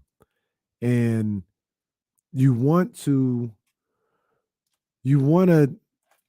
because he's never shown anything like that, and he's always seemed to be upstanding and everything like that. You want to say, man, maybe it was a slip up, but everything that you just laid out is the same thing that I thought. The events that transpired after that moment, and it took you a couple hours to say something. I don't like that. I don't like that. That doesn't sit well with me. And could have just been an accident. I don't know. I don't know what's on his heart. I don't know nothing. I don't know the man. I don't know. But that can't happen. You can't say that, obviously. And then everything that transpired, like we talking, because I do believe it was recorded. I don't think it was live. I had someone just text me and said it was recorded. Yeah. It was taped. So that's a lot of people. I was about to say, there's a lot of people who were there when the recording happened, who played it back, who said, hey, we're throwing this on air, because you got to check for all that. I don't, it's hard to give anybody the benefit of the doubt when all that played out the way it did. I can't do it. I won't do it. If Glenn Kuiper's fired, and I'm not suggesting that he should be or shouldn't be, there's a long list of people that should be fired with him. Producers, directors, whoever was in charge of that segment, gone. All of you. Because if you're gonna if you're firing him, you better fire the rest of them. Because they're bad at their job. You can fire him for whatever reason you deem necessary if that's what you're gonna do. But these other people, you need to fire them because they're bad at their job. You know, Ramsey wants to talk. We're talking baseball. This doesn't happen very often. So Ramsey's like, oh, baseball, I got to get in here, even though it's not really baseball. What's up, Ramsey? Not too much. Let me get something positive out the way before we get into Glenn Kuiper. Let's honor someone that was a former A's player and a former Giants player. Rest in peace to one of the Black Aces, Vida Blue. Yeah. That man was a beast. Yeah, I mean, absolutely. I was slightly shocked when I saw it yesterday. I was like, damn. Another good one gone. That was sad to see, man. Yeah. But getting into this Glenn Kuiper thing, it's two different words. I thought it was live because I thought it was a similar segment to because I didn't see it live, but I thought it was live. Like it's a similar segment that they do on NBC Sports, like example with Mark and Katie and anybody doing the crossover. So I thought it was live. Yeah, recorded. Yeah, I again, I'm not spending my Friday night watching that. I read that it was taped. Someone just texted me that it was taped. Yeah. So, but regardless if it was taped or not, can't use that word. And it took you an hour and a half to issue an apology to the sixth inning. That's the part that, like, you could, I mean, a lot of people are making A's jokes that no one's watching A's games. No one would have caught it. That's why it took so long. Like, I get all of that. One, who was the first one who said, hey, we have an issue here? Apparently you dropped the hard ER on the pregame. This one's tough for me. Yeah, I can't. This one's tough for me. I I'm not even saying that I like want to or I'm conflicted, but you can't stall them out on this one. Yeah, like Because everything that took place after it was said, everything that took place, it took forever to address it, acknowledge it, apologize for it. It took you forever. it's just not like you were trying to say Negro League Museum, and you said that. They don't even. I mean, they Right. you don't. They're say not them the same. bro. Mm. That is. But bad. shout out to all of the guys on Twitter who felt hey, he made a mistake. Time to move on. Bitch, don't tell me what to do. I'll move on when I want to. I don't even care. But the fact that you're telling me to move on is telling me something about you. Shut your ass up. Yeah, wow. It's a terrible season for the Oakland A's. Just a compound. At this point, just go without a broadcast team. Like, who cares at this point? Let me and you do it. Oh, we get people tuning in. Yeah. It'd be like when who was the football? Who was doing Keep to leave. Keep to leave. Yeah, Keep to leave. Call football games. Yeah, wow. I couldn't when you sent me that. I said, wait, what? I had to replay it. I said, I know he didn't say what I just think he said. Yeah, he said it. And then I saw the apology. It's the sixth inning. So confusing. Matt George sent me that. I had to fall into a fit of research. Like, wait a minute, what the hell happened? Because my first thought was, hey, did you hear what happened during the A's game? I was like, no. He sent it to me. It's like, did he call the game? Like, did anyone hit a home run in the middle of his apology? Like, did anything? Like, what is this? Yeah, it's crazy. Yeah. That is in any event, feel however you want to about it. I don't know. Just feel however you want to about it. I'll certainly feel how I want to, and always remember, Negro and the word he was using don't sound the same. Nope. LeBron James was able to talk about the plight of the Negro when reading the Malcolm X book without slipping up. I wonder what his favorite part was. Probably page 1. All of them. Probably so many. His best. By the time Bronny is done with his freshman year at USC, he will probably have read more books than LeBron James has. Or not. Well, maybe not. Maybe. I always, maybe I'm pie in the sky, but I always think these guys are going to go to class and learn something. Something tells me that the James family will make sure that Bronny goes to class. Yeah. Like LeBron's worked too hard. Around. Yeah, like LeBron's worked too hard to build his name to be in the public eye for the last 20 plus years the way he has, to send his son to USC and to screw it all up in a year. That was a bombshell for me. Was it? I thought it was. I thought he was going to Ohio State or Oregon. But SC, I mean, SC is about to be a behemoth once again. SC. Yeah, them donors at SC, a little bit different. They are different. A little bit different. So, I wanted to get your thought on this because I talked about it in our rundown. And SC is I wonder if this made sense when I put it in there, but SC is the biggest college in a big market. And I think that's where all this money is coming from, right? Well, yes. So, because to answer your question, it's like New York doesn't have. I know they always talk about Syracuse, but the University of America, I think, is in New York. Right. That's not New York, right? That's not New York City or Chicago. I know they talk about Northwestern, but that's not Chicago. USC is right there in LA. Yeah, right in the middle of LA. Well, it's also it's Hollywood. Mm-hmm. So graduates their pockets are gigantic. Yeah. So NIL money is flowing. Right. And no disrespect to the sports broadcasting world or the sports journalism world, but that Hollywood money is a little different than the Northwestern journalism It's money. a little bit different. And a little Yeah, different yeah. than Syracuse A little bit different. broadcasting Yeah. money. So whereas, Friends pays. yeah, right. How I Met Your Mother, like that stuff pays. Absolutely. So I think I think SC is about to go crazy in college sports. Yeah, it's just I think they're gonna their football program's gonna hit like another level. They've got more money to spend. What is fascinating to me, and we talked about this with Coach Patrick one day. I think we talked about it at the live show. Is NIL is still kind of like it's still like I don't want to say it's a dirty secret, but it's still we don't really talk about that stuff. Mm-hmm. Because what I found is like not everybody handles NIL the same. Right.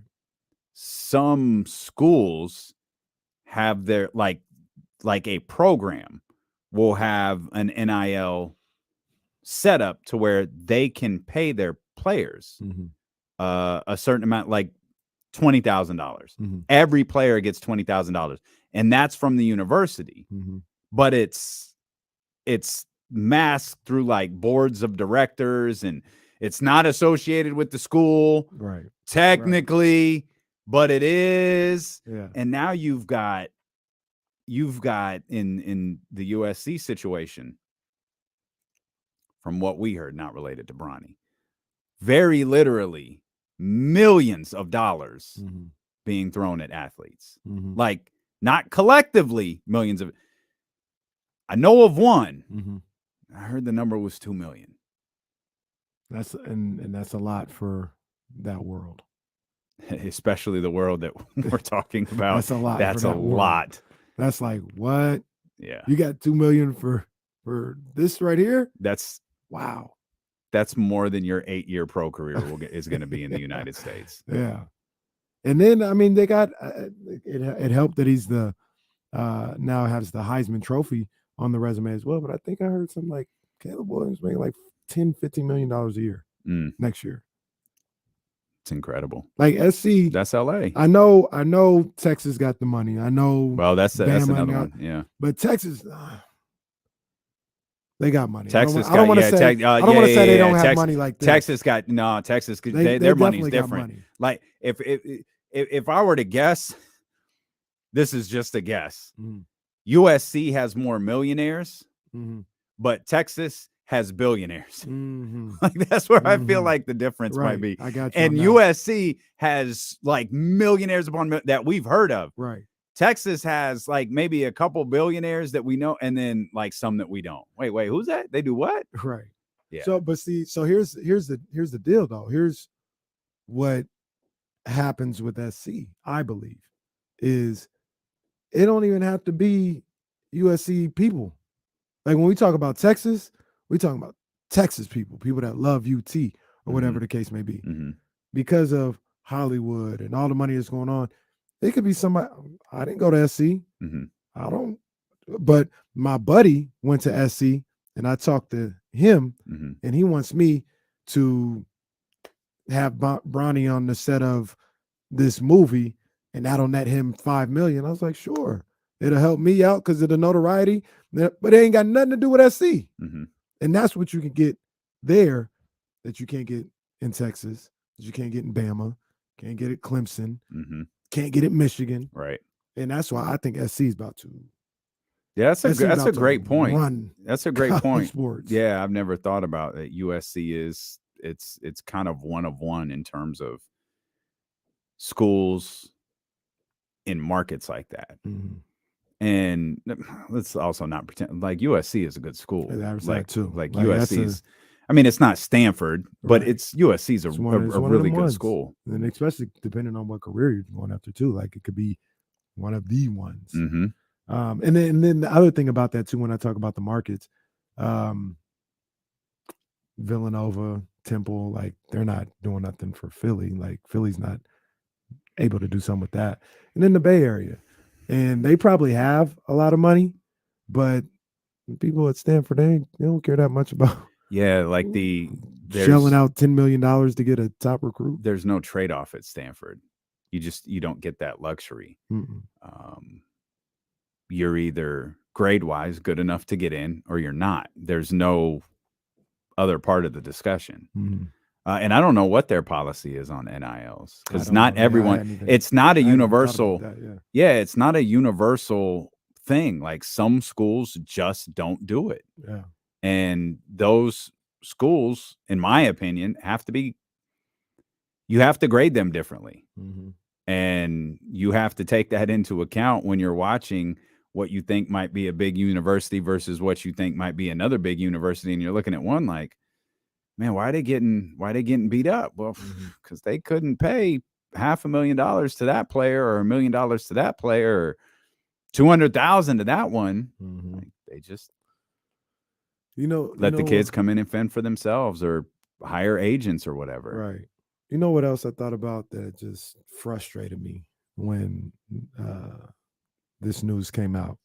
And I was trying. The Bronny news frustrated you? Well, something that frustrated me about it when that news came out, I was trying to explain it to Reese, is I can't believe the powers that be let SC and UCLA leave the Pac-12. I cannot believe they let that happen.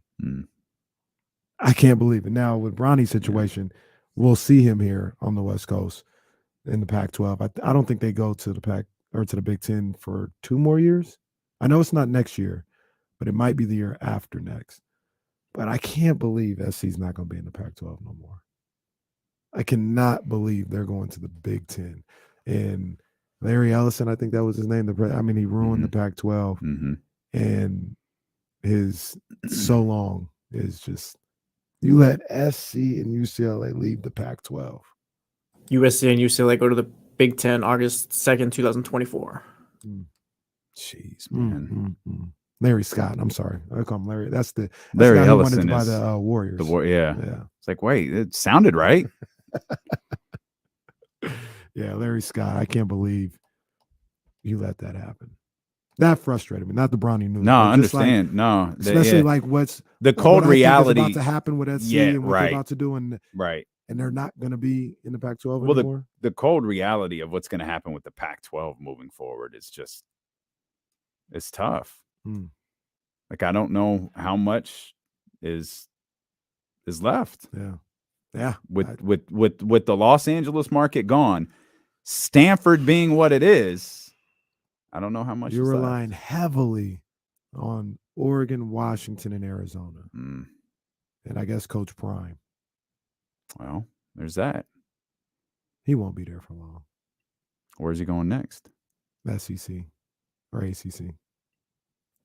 He doesn't strike me as an SEC coach. I'm surprised he ain't going back to Florida State. Well, okay, so there's they're ACC, but I'm surprised he's not going back. Well, yeah, but he just doesn't like SEC is SEC is almost a different type of football at times. I just think, not to sound all Karin, but I think when that payday arrives, he'll go. No matter how many articles you write, there's nothing wrong with taking a higher paying job. No. Did you see the side by sides of the spring game for Colorado? I think it was like a week ago. That was amazing. Nuts. That was amazing. There was like 7 people there last year. Now I don't know how many were there, but it looked like one of the what did they say? Like 90,000 people go to Tuscaloosa and all those big. Like that's what Colorado's look like. Pac-12 does have that though. Coach Prime is going to be a needle mover. Oh, no doubt. Coach Prime is a needle mover. He is that now. And he's going to have to carry the Pac-12. Fresno State and San Diego State need to be the two to replace it. We'll come back. We'll get into some Kings conversations, talk a little bit about Domantas Sabonis and what Shaq said last night that had me thinking. That's what I used to I know, but I think it was Dan Patrick who used to say it's that. not. You're going to have to recognize the ill timing of that remark that you just made. We'll come back. Steelo and KC, brought to you by Sky River Casino here on Sacramento Sports Leader, ESPN 1320. I wrote some new liners, by the way, and Charlie already got them back, but we're going to have them produced. I want to change the sound of the show a little bit, so we're going to have them produced, built up, and hopefully we'll have those sometime this week. Let's go, baby. Let's go, baby. Oh, boy.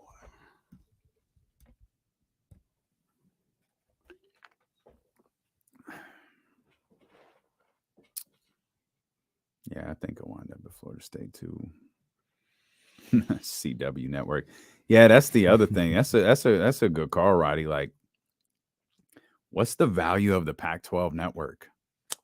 So I saw an article where they were talking about the new TV deal Pac-12 is having, and they said something about it was going to be delayed or something like that. But I guess they got the TV deal pretty much ready to go. I don't know where they're going to be. I don't know what a disaster. There'll always be money because rights fees are huge. Mm-hmm. You just lost the Southern California market, though. So even if there's money to be made, it's much less money than it was a year ago or a year and a half ago or whatever it was. Yeah.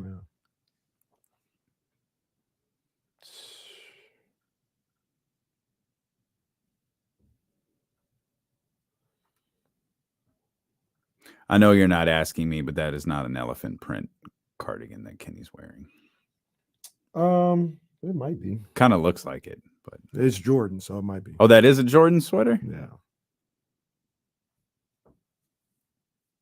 I guess it could be, but a little thicker. Got the threes on today just in case. Can't see. Yeah, I guess it could be. Yeah. It's a little bigger than I normally have it, but it works. Did that It just works. arrive? Yeah, like last week. Well, it's there it is. Jordan, so it's officially elephant print. Those are the rules. Those are the rules. Gray and black, it's elephant print. Washington State president cites media and tech layoffs for delay in announcing Pac-12 TV deal. Whatever. Pac-12. Okay, bro. Like, just whatever, bro. I don't even know what to say about it. As you can see, I'm just so upset that the Pac-12 is the way it is. I love the Pac-12. How we got here, the world may never know.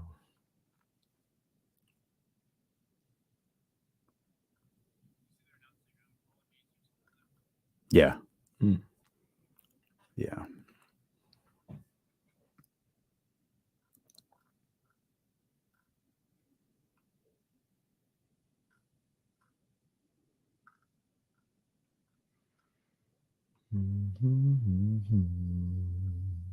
Tell me again, I can't believe.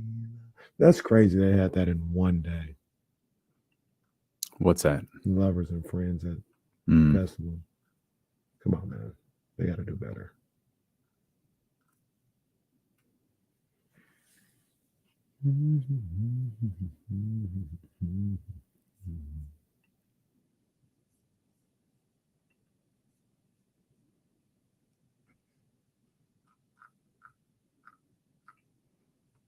I hate how everyone's first inclination anytime shit jumps off is to take out their phone. Obviously, there's some value in it, but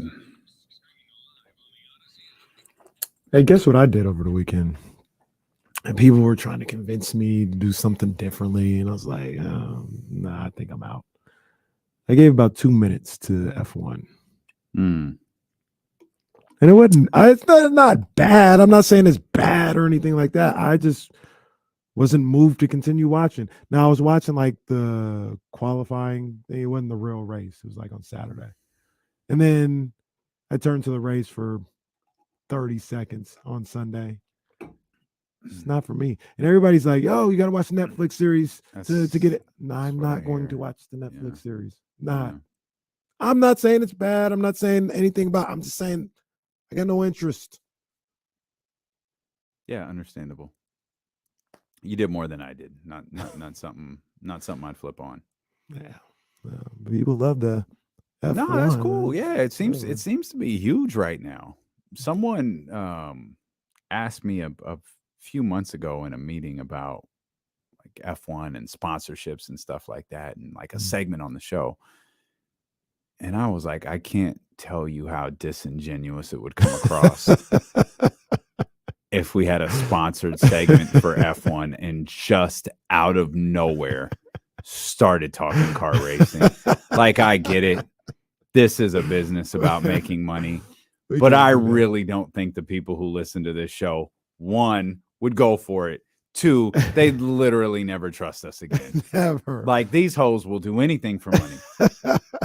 It's just like, I'm sorry. I don't think I can do that. I don't know the first thing about it. I don't know nothing about nothing. But it's huge. I get Ramsey, Lewis Hamilton, he's probably the only one I know, and Michael Schumacher. But I know Lewis Hamilton because he used to be with Nicole Scherzinger. You know what I said? Pussycat Dolls. Not really. Scherzinger. That's how I knew about him. What does she do now? The Voice? She's on Masked The Masked Singer. Oh, The Masked with Singer. Jenny McCarthy and Robin Thicke. It's a pretty decent show. No, Like it's a a good network show. show. It's pretty cool. It's a good show. For maybe like 6 months, they were in love with The Masked Singer. Like anytime it was family time to watch something, oh, let's watch The Masked Singer. And I liked it. I didn't like the format of the show after you get used to it. Like, everybody's got to sing. You got to go through the whole thing. Like, it's an hour show, so I understand it. But it's like, I just want to get to the end. Did you follow the Ed Sheeran thing with Marvin Gaye? No. Yeah. What happened? So it wasn't because you said Robin Thicke, and I remember when Robin Thicke got sued by Marvin Gaye's estate for basically Blurred Lines was basically oh yes, I do remember. Yeah. I think got to give it up. But Ed Sheeran has a song that sounds like I think it's Let's Get It On. Oh, really? Like, I'll send you that. There's a tweet that like cuts the song. It's not a mix, like it's not mashed up together, but it cuts like pieces and plays them one after the other so you can hear how similar they are. He won. Like, he wasn't found like liable for stealing the song. I was like, oh, well, good for him. And then I went and listened to the song. I was like, wait a minute. What the hell? Wait a minute. And I remember thinking when I heard Blurred Lines, like, this sounds familiar. Yeah. The Marvin Gaye estate was, yeah, bro, it sounds familiar. Wait a minute. Brian, is the song you think, is it Thinking Out Loud? Yeah. I think that's like my favorite Ed Sheeran song. Like one of my favorite songs. Once you hear the two back to back, you won't get it out of your head.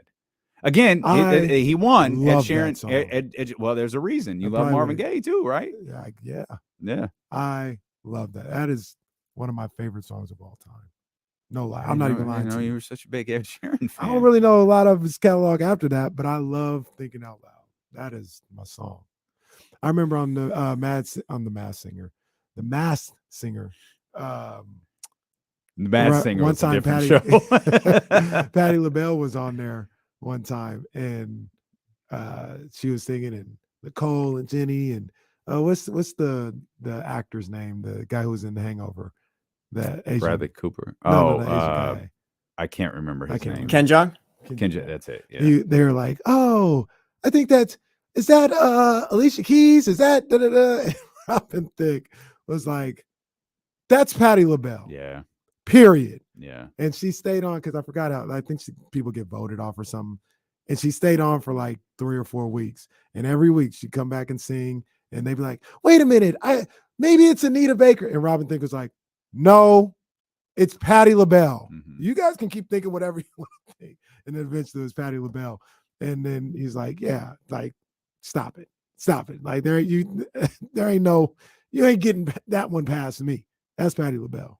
Yeah, if there was a draft like the Chappelle Show draft back in the day, I think Robin Thicke would. I think he'd be drafted. Yeah. I mean, well, his stock went down with the Paula situation. His stock went. he's actually had some cancelable incidents. Well, yeah. When he came out with Lost Without You, though, it was like, this guy, he next. Yeah. He the next John B. Yeah. We've been looking for him. He's the next John B. John B by like 1,000. Well, I don't like the way you said that. Robin Thicke was a way bigger star than John B was. I mean, yeah, bigger star. Yeah. He I was thought you way meant like bigger. talent wise. Oh, no. Yeah. John B's a bad dude. Yeah. John B But- gonna be at Yoshi's Memorial Day weekend. I want to go to that. What is Yoshi's? It's a place in Oakland. Oh, okay. Yeah, that Yeah, where yeah. like acts like. That's what I John- thought. Yeah. acts That's what like I John thought. B It's go like to perform all the time. Elk Grove? Like, where's that I at? wish they need to put a Yoshi's in Elk Grove. Let's get Buddha in here. 916-909-1320. Buddha, what's happening, baby? What's up, family? How y'all doing today, man? We good, Brody. What's going on with you, man? Hey, I'm doing amazing. Today, man. I hopped back in the lab. Last time I called, we was talking about Kelly Oubre. I ain't gonna say Olynyk this time. Kelly Oubre, but nah, he ain't it. He ain't the number one option for real. Right now, I'm thinking Naz Reid for real, because this boy is different. I like he's Naz 23. Reid. Yeah, that's what I'm saying. He's 23. He'll be the baby of the group. And like he got so much room to grow for real. Like he got coast to coast handle too. Yeah. As a big, he's 6'9", 260, super athlete, can shoot decently, can rebound, can guard the 4 and 5. Like that's everything we need for real. Like if Monty hop on that, I feel like we can be like a little dynasty for real. You got I like the way Buddha's talking right now. I like Sabonis the way at Buddha's 5. talking. You got Reid at the 4. You got Keegan Murray at the 3. Only thing Keegan Murray need to do, he needs to do that Trey Lyles slim down, get his handle right. And then, Kevin Huerter, De'Aaron Fox. That's taking off for real. Malik Monk off the bench, Davion. Like, we really going crazy. I just love. Sir. I can't wait for the 30 for 30. So when did Sacramento become a dynasty? When they got Naz Reid. You know, we haven't talked. A lot of people. Naz Reid is we haven't talked about. I like Naz Reid. He is a crowd favorite. Sure. Now the whole thing with Naz, NAZ, not NAS. Yeah, very weird. Yeah. The whole thing with Naz Reid is it goes back to like what I talked about with how you feel about Keegan Murray and what he can do. If you believe he can play the 3, now that opens up a Naz Reid, a PJ Washington, to kind of get you a 4 in there that can play with those guys. But if you're not sold, once again, if you had to ask me right now, today, can Keegan Murray play the 3? I'd be like, I don't know if I'd want him as much. Is it defensively that you hate it? Like, why you've been pretty consistent with this. You warmed up to it, I think, for like 8 or 9 days. It might have been 6 or 3. It might have been one getting show. Closer though. But getting closer. It doesn't feel like it. It feels like you warmed up to it, and then you got like you jumped in the ice bath, and it feels like I saw him trying to go Paul George one game, and I was like, oh, that's not going to work. Well, oh no, that's gonna. And what you get? He's gonna have to go Paul George. So it's defensively. Kawhi that's Leonard. the issue. That's what it is. Kevin Durant, Andrew Wiggins. Yeah, that's the thing that worries me. But like I said, I was all out on that at the beginning of the season. As the season moved along, I saw more from him. His mobility and his footwork and his lateral quickness, where I think it could be a possibility. And I know James talks about it as well. Get him a summer with NBA strength and conditioning people and kind of transform his body, transform who he could be. I see it. I see it now. But like I said, I'm just saying, if you say, hey, you don't have tomorrow, you have to make the decision today. Are we going to have Keegan at a 3 or are we going to have him at the 4? I say, just keep him at the 4. So that's a no for Naz Reid then. Well, once again, if it all depends. If you think Keegan can play the 3, but that's what I just asked you. You just said you would say no today. You think that's going to change by July? you gonna watch the tape? I mean, it could change. Luke I could be Carraway? convinced. I can be convinced by people based on what you've already by seen. people who see him maybe more, see him in practice, see him. If Mike Brown comes out in an interview and says, we saw so much growth from Keegan throughout the season that we do believe that he can play the 3, and he's defended it. He could change my mind in that respect.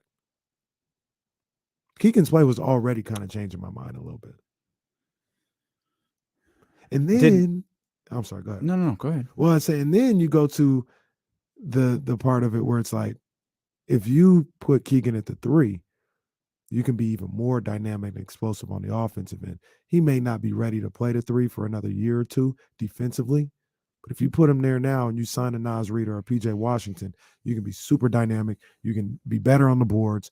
You can have a little bit more rim protection. Like your ceiling goes up. I might take that chance. What was PJ's status again? Do you He's remember? I'm looking it up right now. He might not even be a restricted free agent. I think he's under contract. Nas is unrestricted. He's unrestricted. He is a restricted free agent. PJ's restricted? Correct, with a qualifying offer of 8.4. Nas made like $1 million and some change last year.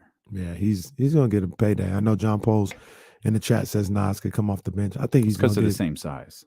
Right. Oh, I think he's gonna get money that would say, "Hey, why you got this guy on the bench?" I think he's gonna get like $13 million a year.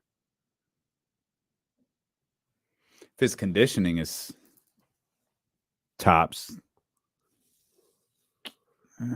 he could slide. Could he take backup center minutes? Yeah. I'm saying he's starting. I'm saying he's starting as a 4. Yeah.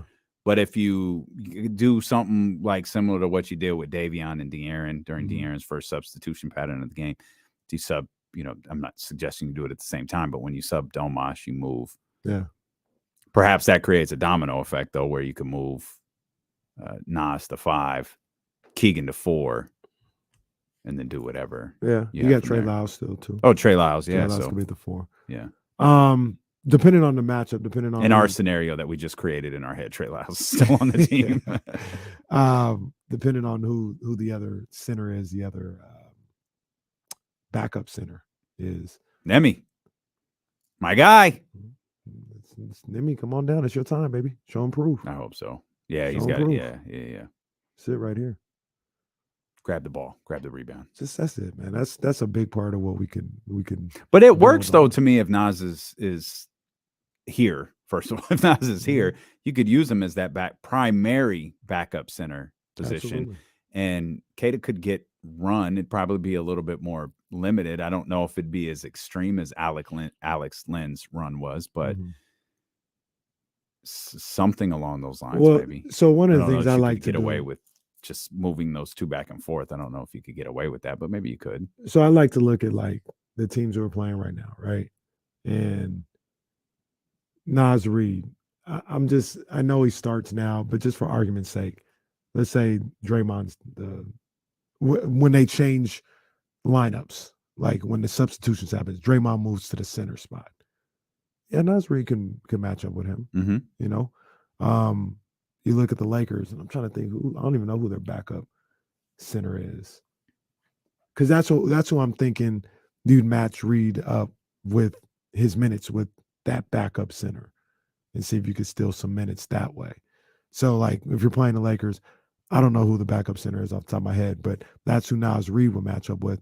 Sabonis and AD, their minutes will kind of mirror each other. So that, when you talk about Naz playing backup center, it'd be against the other team's backup center. And you think about him, you think about Londell in Phoenix. You play with him. Londell's kind of big, but Naz can play with him for 5 to 10 minutes. You could play with Ayton too. But I get your point. Yeah. But Ayton doesn't strike me as a super. They've been roughing Ayton up, man. Yeah, that's what I mean. The people. Man, the people been killing DeAndre. They've been roughing Ayton. I think Londell came to his rescue the other day. They was treating him like you was treating Marcus Smart earlier. See, Marcus is gonna hear this. Think I don't like Marcus Smart. Marcus Smart.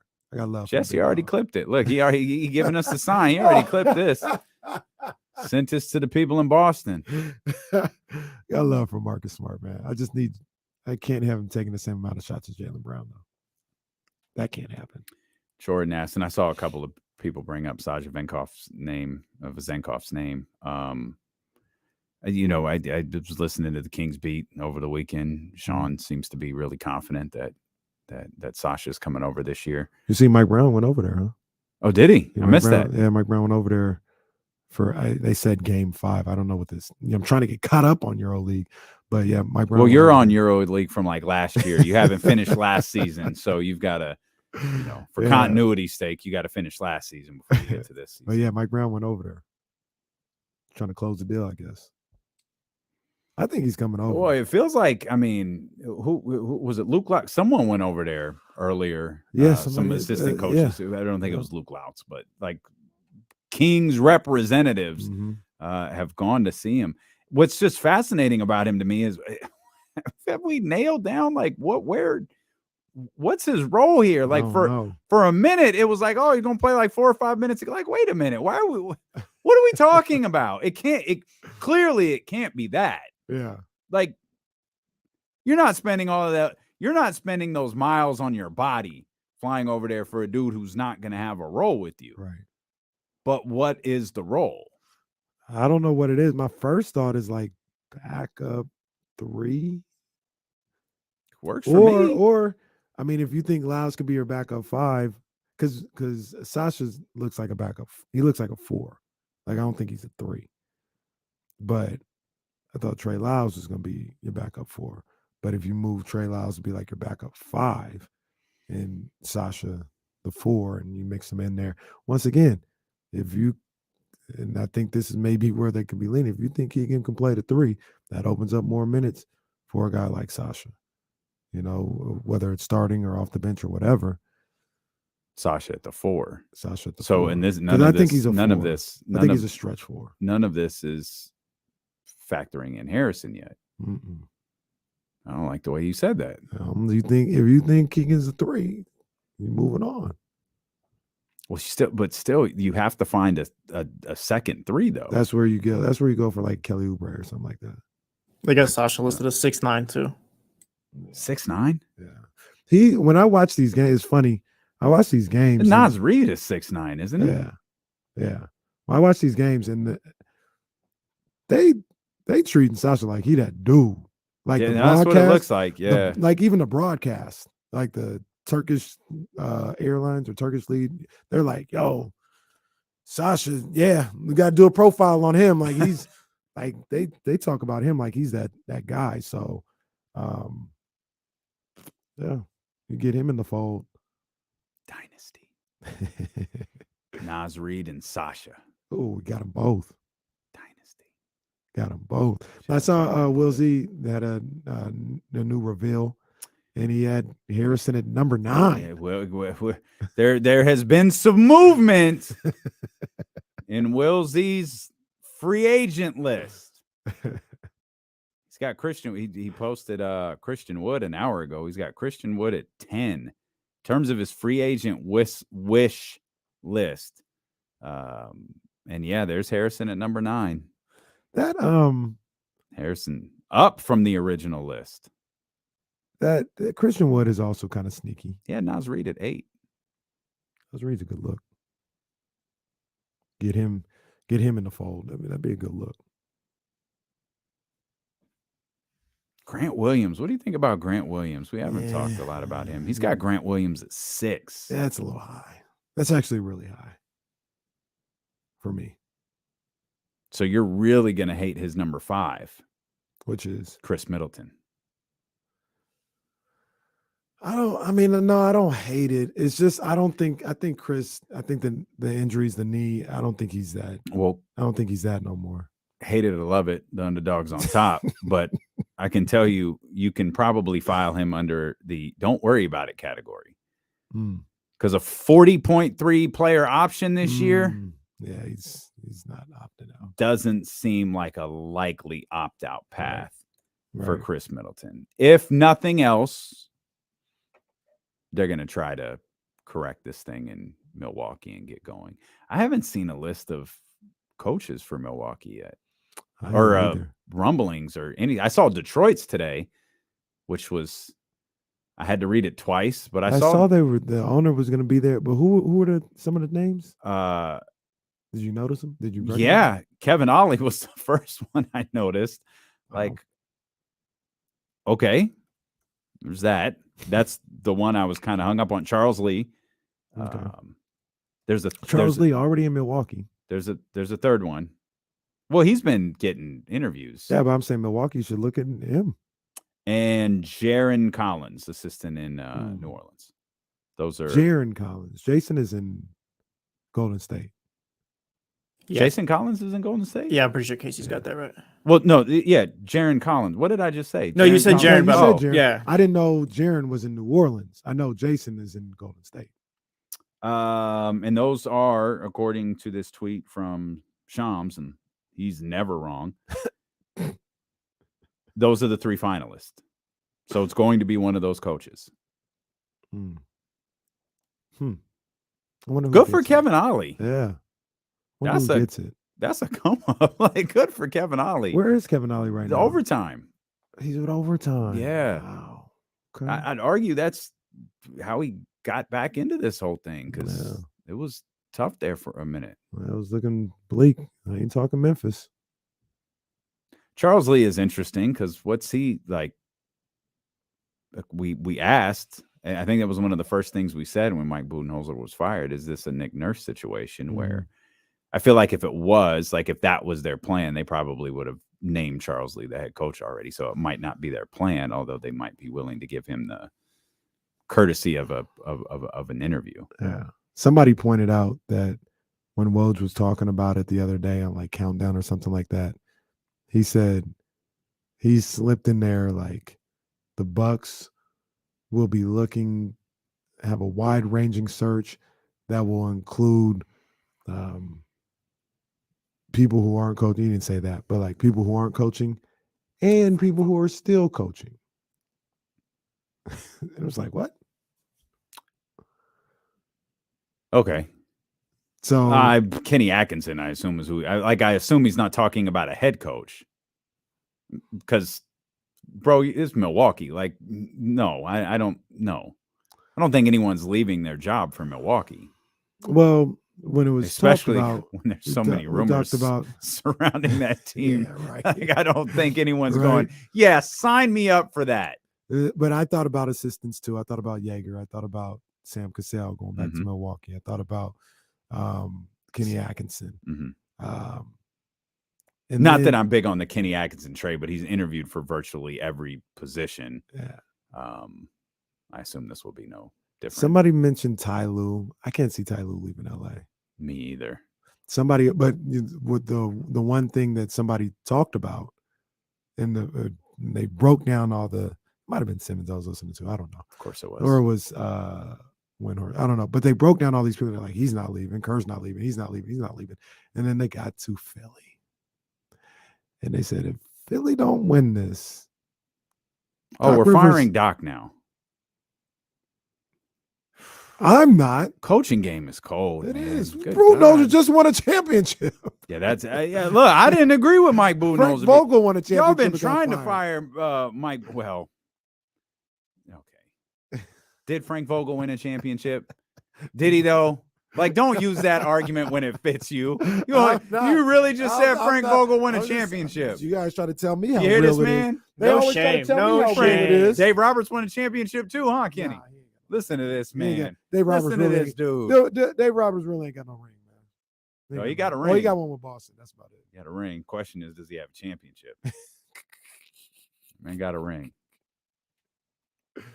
Man, they really gonna fire Doc? That's crazy. Doc, I don't think he's getting fired, but he is on thin ice. That would be Joel's third coach, and however long he's been in the league already. Just to kind of finish this off for those who aren't following Will Z, which I have to imagine is exactly no one. But you may have missed the tweets. Kelly Oubre, 4th on Will Z's list. Brooke Lopez, number 3. I'm not really interested in Brooke. Jeremy Grant. Brooke might fit. And number 2. And number 1 was who again? Your man. Cam. Cam. That's right. That's right. Cam Johnson. We'll come back at some point. I'm going to tell you what Shaq said last night. I might. We're going on about 2 hours of referencing this. Want to talk about Domas? Charles, you don't know what the hell you're talking about. You know, I got 4 of them things, Charles. You don't know what the hell you're talking about. Stilo and Shaq coming back here on Sacramento Sports Leader, ESPN 1320. Oh yeah, Canelo. Saul. Canelo Alvarez. I called him Saul when he wasn't fighting Triple G out of protest, so I don't call him that no more. He fought him, so I call him Canelo.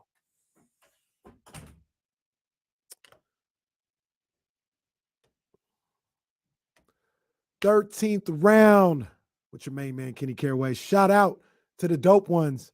Big ups to Jordan Brand, always showing love, and big ups to Cola CMOS. Fine apple, pineapple today.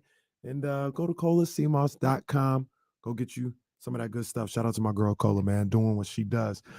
Canelo Alvarez went home to Mexico to take on John Ryder. And he was looking for, that big, dramatic knockout.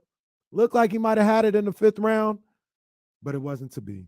John Ryder got up, and Canelo had to accept the unanimous decision victory, beating John Ryder in a predictable fight. I guess you could say that it was predictable. I mean, I didn't think John Ryder was going to serve much of a formidable opponent for Canelo.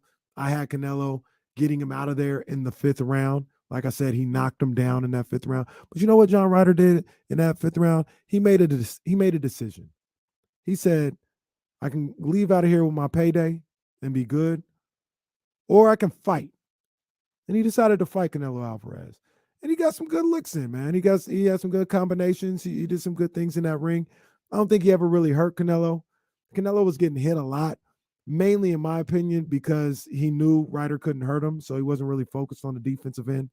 And, he took some licks because of that. But at the end of the day, Canelo with an easy 12-round unanimous decision victory. And I was talking to Jesse about this. I don't know where Canelo goes from here. Obviously, everybody wants him to fight David Benavidez. I don't think he's ever going to fight him. I continue to say that. He seems to be stuck on this Dimitri Bivol situation. Nobody really wants to see that fight at all. And I'm making a prediction right now. In 18 months, we're going to see Canelo walk away from the game. I mean, his skills are declining a little bit. That doesn't mean he's no good. He's still one of the top fighters in the world. But they're declining a little bit. And really, what else does he have to prove? What else is out there for him? Obviously, like I said, Benavidez, want to see that. I'd like to see him against one of the Charlos. But I don't think he's taking either one of them fights, even though he said they're on his radar. I think in 18 months, Canelo retires. He's fought for a long, long time. And I think the end is near. We'll see. That's the 13th round. Your thoughts, Jesse? 18 months. I can see it. He just needs to fight Bivol, fight Benavidez after that, and then get out of there. I'm not interested in seeing him fight anyone else, really. I don't think he beats Bivol either. He won't. I knew, even with this fight, Ryder, who cares or whatever, after his first fight with Bivol, you knew he wasn't going to beat him the second time. Yeah. I think he can get Benavidez, though. What makes you think he can get I Benavidez? think it'll go to distance. I think Benavidez would have to knock him out. I think Canelo would win enough rounds. I think he's still technical enough where he can land some shots on Benavidez. Benavidez would he would have to knock him out. That'd be a hell of a fight. I'd love to see it, though. Let me hear it real quick.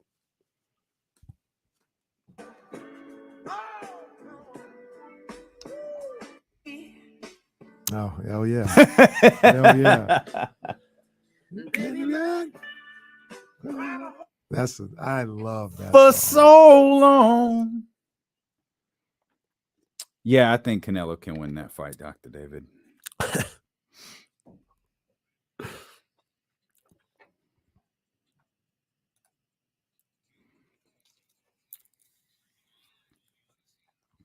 Did you see our brother Mark Spears tweet?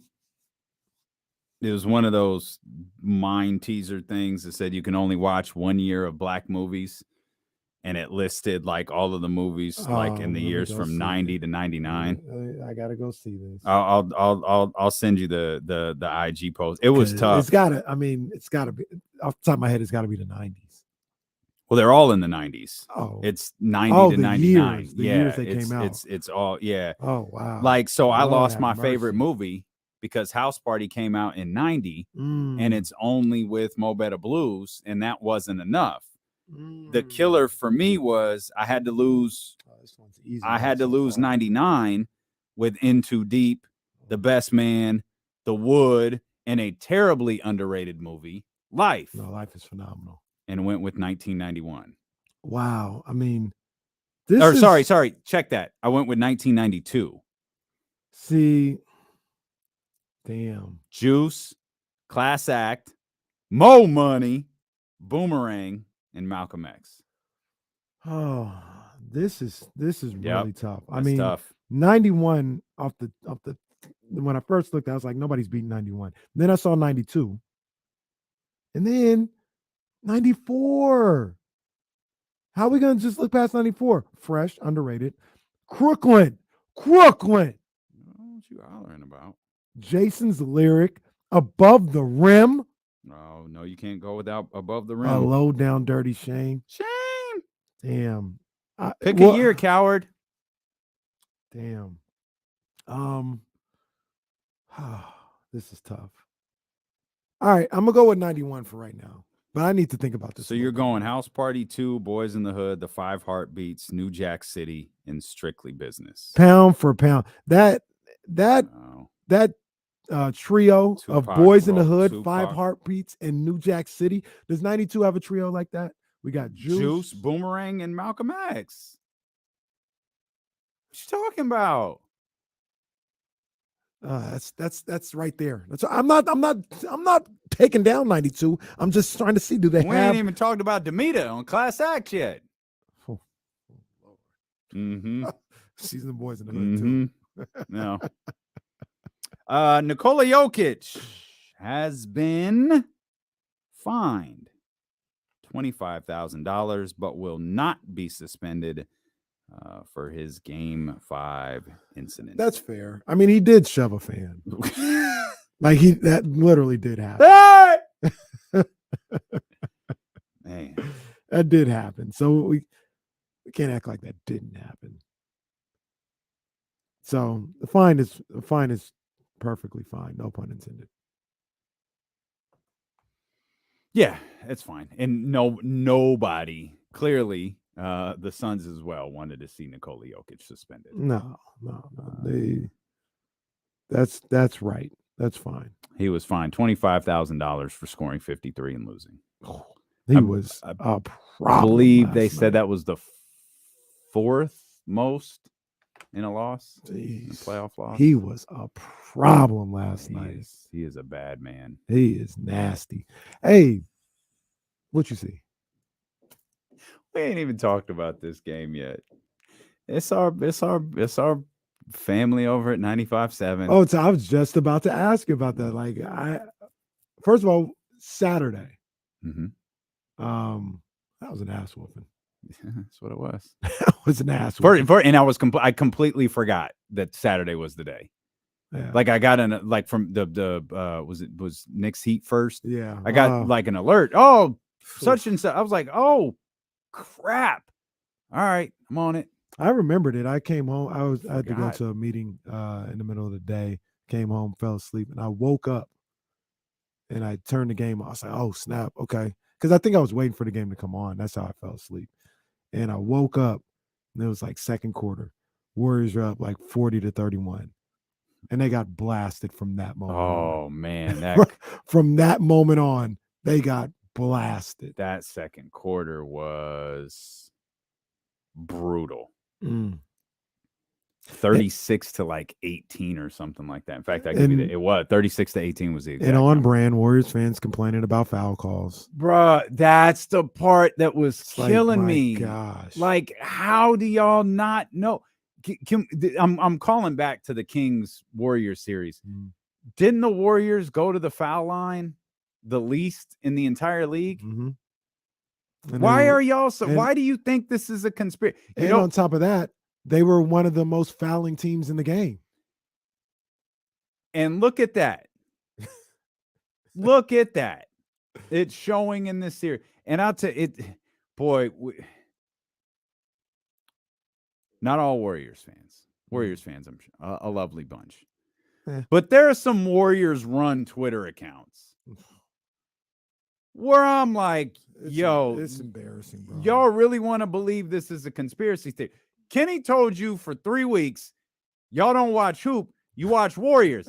Now I'm convinced some of those people who run those accounts don't actually watch the Golden State Warriors. Why was this such a big topic of conversation? Is it glaring? Yeah. Why? The evidence is right there for you. Why? There's a season-long sample size of this. What are y'all doing? Y'all think you're so good that the referees are out to cheat you. The Warriors Ridiculous, man. Shoot jump shots all game long. All game. And they hack and foul. Like, that's what happens. But like you said, it's always some type of conspiracy. I'll say today, whether it's basketball breakdown, which is one of the worst accounts I've seen in recent memory, up there with Warriors World. All they do is Warriors World was the one. Cry. That was. I mean, it's nasty behavior. It's nasty behavior. Why do you cry so much? Why? I don't know. We know how much you hate crying, unless it's after a nine-year-old's basketball game. Well, I mean, those kids worked hard. They worked hard. I appreciate the work ethic. But yeah, it's ridiculous. The Warriors were last in the league in free throws attempted this season, and the Lakers were first. And Warriors fans are stunned that fact is manifesting itself in a series with the Warriors and the Lakers. You know what I don't like as well? Draymond Green. Oh, I'm shocked by that sentence. What is he, like 6'8", 225 pounds? Something like that. Like, it's a big dude. Mm-hmm. Why are you always flopping? Like, you expect me to believe because Anthony Davis attacks the rim that you just fall and go flying? I'm glad he got 3 fouls early in the game. Stand on your feet and play defense. You're a great defender. Stand on your feet and play defense. Nobody wants to see you falling all over the knees. Stand up. Stand up. Nobody wants to see that all the time. Yeah, he looked ridiculous this last game. The referees didn't buy it, and that's what it seems like they're more upset about, is that the referees aren't buying their nonsense. And they're not giving them those benefits of the doubt. Did you see when Warriors Twitter had a meltdown? Because for the first time in maybe 8 seasons, maybe 9 seasons, they called a push off on Klay Thompson. Yeah. They had a meltdown. I caught that. It was a bad weekend for Warriors Twitter. Every single time. Every time. If the ball's in his left hand and he's quote unquote stepping back for a jump shot, he pushes off with the right forearm every time. Finally gets called for it for once in his life, and Warriors Twitter melted down. Let me ask you something, and I hope you'll understand that. He tried to do a LeBron. He tried to do it. Kyle says Draymond had a nice spin move and chuck the ball off the backboard. He tried to do the LeBron. Which is a travel, by the way. They do complain that that's always a travel. That's absolutely a travel by LeBron. I just looked at that play right now. The Draymond play? Yeah, that's amazing. I hope you'll understand this question in the spirit of which I'm asking. Mm-hmm. There will be a follow-up. Does Jordan Poole suck? No. Didn't think so. I'm of the opinion that you are. I also understand Jordan Poole isn't playing well. What made me chuckle when this conversation started was a post from our friends at 95.7. Oh, big ups to our people. Would Jordan Poole benefit from a change of scenery, given his struggles with the Warriors? That's a hell of a column. Look down further. Bonte Hill suggests Jordan Poole might need change of scenery. Now, admittedly, just come across this. I'm going to listen to this later. But maybe Jordan Poole needs the Warriors to change. Because the answer to the question, to me, is definitively, yeah, Jordan Poole would benefit from a change of scenery. Mm-hmm. Also, the Warriors would have the benefit of Jordan Poole if you changed what's around him a little bit. Clearly, I'm not talking about Steph. I might be talking about Clay. Might be. Definitely talking about Draymond. Where is... I saw something. Jordan Poole is a fascinating figure. It really is. It really is. Fascinating. And he's skilled. Very, very skilled. And here it is. So NBA on ESPN tweets out Jordan Poole has been struggling in his second playoff run. And they have his 2022 playoff numbers, 17 points a game, 50% from the field, made 2 threes a game, shot 39% from three. 2023, 11.6 points per game, shooting 35% from the field, 1.5 threes made, shooting 28% from beyond the arc. And Greg Anthony quote tweets and says, curious, anyone think that he didn't take a leap this year because of something traumatic occurring before the season started? It's rational thinking from a rational broadcaster / former player. So, yeah, change the scenery, whether you change his scenery or you change the scenery around him.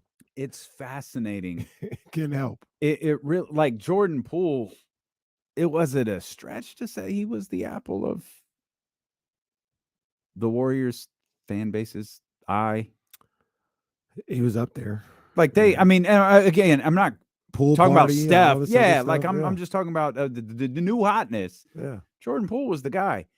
It's incredible to me how Warriors fans will fight you to the death while clearly in the wrong to defend Draymond Green.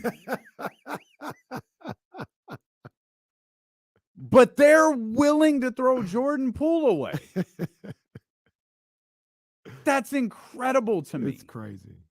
It's absolutely crazy. Incredible. And it's, to me, it's like, it's kind of clear why Jordan Poole is so up and down, because he's a guy that you want him to like pigeonhole his game and score 20 while making sure Curry and Clay get all their points. Like that's a lot to ask. Like, I think every metric shows when he starts with one of them out, usually he's much better. He averaged 20 points a game this year. I think when he starts, and even both of them are playing, he's a better player.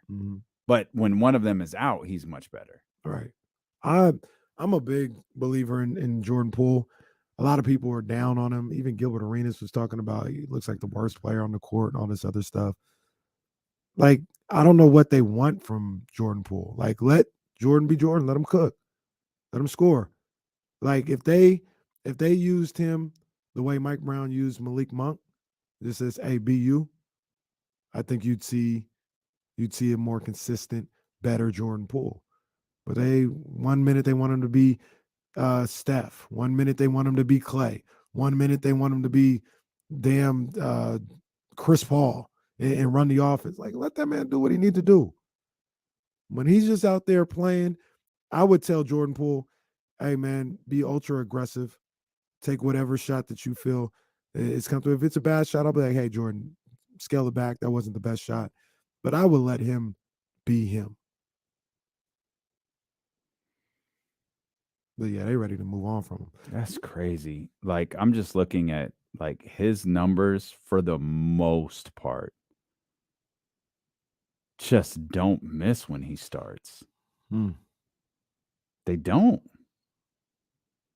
like there's 30, 20, 26, 26. Like I'm trying to get the average of what his points were in games he started, but Basketball Reference is being problematic for me right now. He's a dynamic scorer.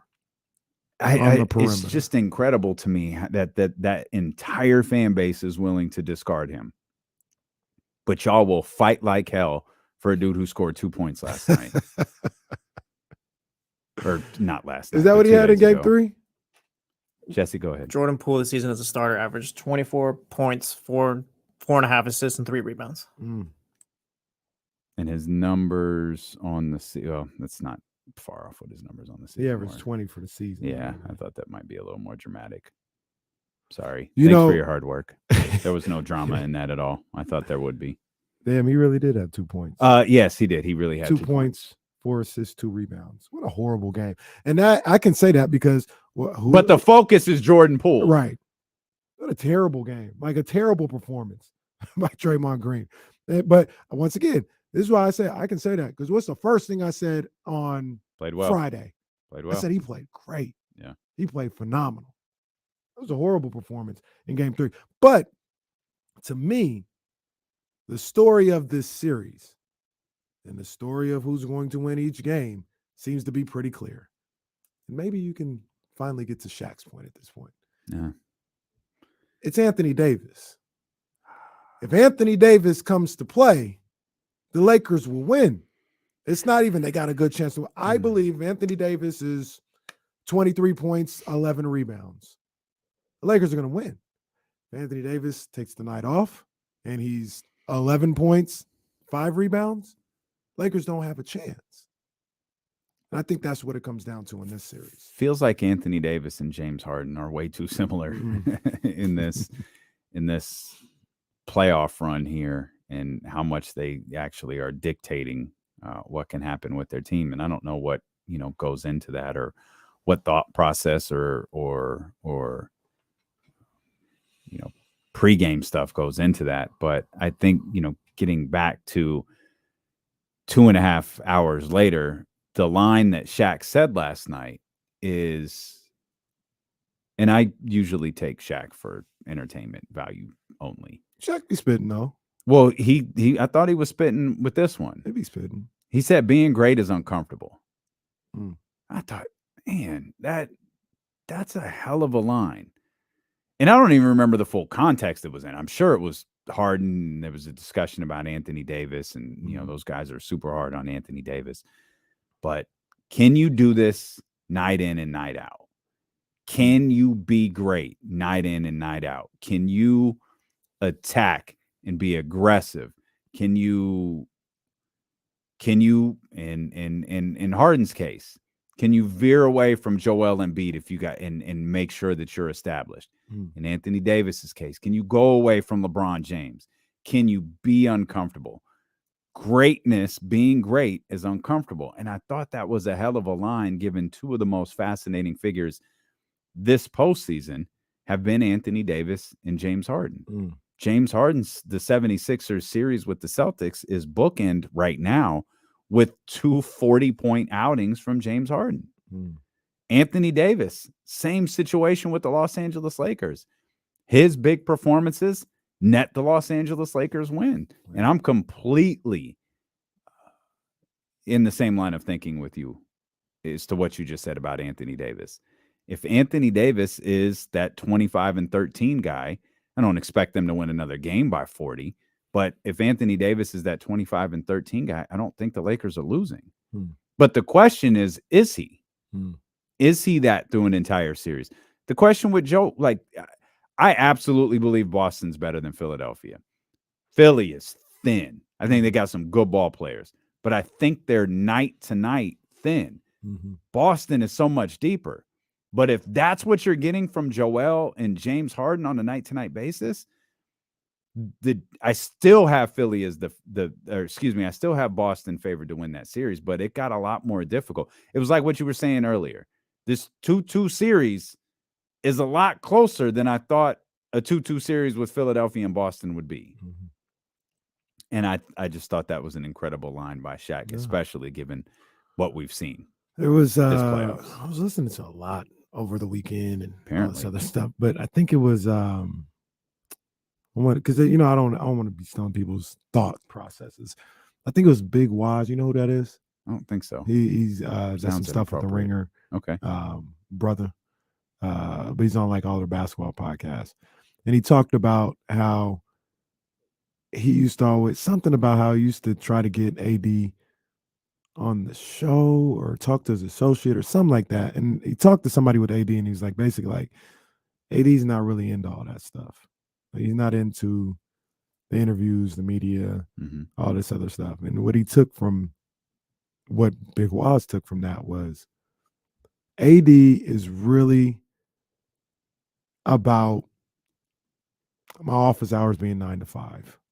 And that's not to say he's not great or whatever, but it's like kind of what Shaq is talking about. Like it takes more than 9 to 5 to be great every night. And when you're not like really invested in being great, you have moments like this where you can be unbelievable one night and the next night it's like I'm like, if I start cooking, I'll keep going, but if not, you know, I'll get ready for the next game. And I feel like that's accurate from AD. I think that's about it. And that's what probably keeps him from going to a whole nother level, because we see the talent every night, but there's no other way to describe and explain why he can be what he was in game 1 and then be what he was in game 2 and then be what he was in game 3. Like, none of it makes sense, except it just kind of depends on what AD you're getting that day.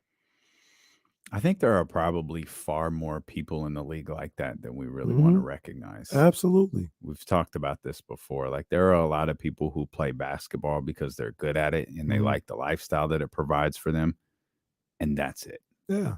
They don't have aspirations of being top 75. Right. Like, that's not their like, I'm going to play basketball. And when we say that, I think you agree with me when I say we're not saying AD doesn't work on his game. I believe he works on his game, but there's a different level. Like, we joked about it a little bit last summer. We were like, they bullied AD into working on his game. They absolutely did bully AD into getting into the gym. Like, Twitter did. Yeah, like, there's a little truth to that. Like, I'm not sure if that would happen. Yeah. If that wouldn't have, like, it wouldn't have happened as soon. Like, maybe it would have happened a week or a couple weeks later, but at that point, because I think the season had just ended or something like that.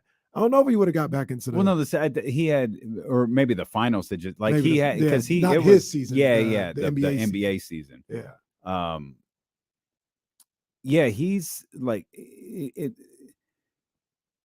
he'll work on his game, but it's going to be on his time. Like, we use the Mamba mentality thing. So the reason we use Mamba, it's because it's like one of one. There just aren't a lot of guys that do that. It's not one of one, like, because LeBron does it too. Right. LeBron is like, you know, LeBron. We've all heard the numbers and figure, like, LeBron is obsessed with performing at the highest level. So it's whether it's you know, a nutritionist, his chef, whether it's his workout routine, like whatever that is, it's the same obsession that Kobe Bryant had without the clever nickname to it. But there's a reason you can point to those couple of guys that do that. It's not an every player, everyday thing. Yeah. And I don't think it is for Anthony Davis. Yeah. I don't think it ever has been for Anthony Davis. And unfortunately, you know, I'm not a doctor. I did stay at a Holiday Inn Express, but I think that plays a part into injuries. When you don't, even if you're not obsessive about, talk about Domantas Sabonis hitting the 15-foot jump shot, you better figure out a way to keep your muscles strong, your body loose, like those types of things, those type of prehab type things. If you don't stay obsessive about that, that's where you can wind up in. Wasn't it reported that Mike Brown or Monty McNair or somebody said their players were at the facility the other day? Oh, I didn't. I think Monty said that. Monty said, "Yeah, I saw some guys in here earlier today." Believe it. Which is pretty dope. Hey, real quick before we get out of here, do you believe Jordan Poole paid $500,000 for a date with Ice Spice? I do not. I don't either. I absolutely. I think he did go on a date with Ice Spice. I don't know. I don't think he's paid $500,000 though. Like, why would he do that? I don't know. That's don't the even know- part I of don't the even know story what- I couldn't What find. kind of date is that? Like, what are we spending $500,000 on? It's Pretty Woman. What it is. Like, I mean, that's what it is. You're paying $500 to say you went on a date with Ice Spice. Well, no, I do not believe he did that. I absolutely do not. You believe he did. went on a date with Ice Spice? Oh yeah, sure. I do. Yeah, sure. That's nothing. But I don't believe that he paid $500,000 for it. Cameron is a fool, man. You hear Cameron's commentary on that? I didn't. He's a fool, man. I need to tap into that. Did you show. see they at the game? I did. I saw Mace. Yeah, Mace I saw Mace. I saw Mace. That show's taking off right now. It really is. It really is. We'll they step got out. Lenny Cook coming on the next episode. We'll see if James Ham has checked out Cameron and Mace's sports show when he joins us next here on Sacramento Sports Leader ESPN 1320. We got to get Cam on the show. Absolutely. Cam, pull up. Where is that show? Is it on It's YouTube? on YouTube. I see him on Twitter. I know on Instagram a lot. Yeah, that's where I see him too. Yeah. Yeah, it's on YouTube for sure. The host name is Stat Baby. Yeah, hit the thumbs up while you're here. We appreciate you. We appreciate everyone who's hung out now that Kings season is over, just to hang out and talk hoop and $E. I think I could warn you. Anyone else here? D-Lo curse on the radio? I don't think so. I don't think so.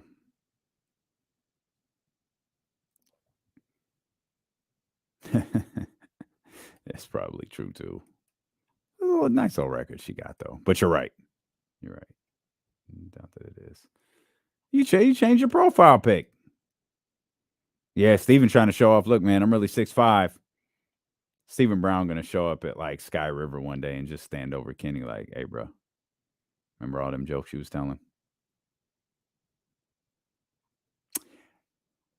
Oh, I don't know what that is. Yeah, we talked Backlash a couple of times. Really, really good show. We talked about it on the actual radio. Really, really good show.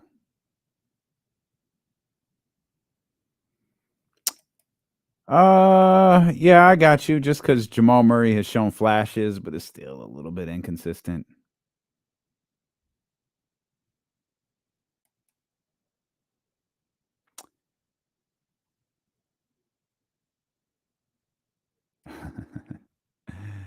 No, I think yeah, I don't know.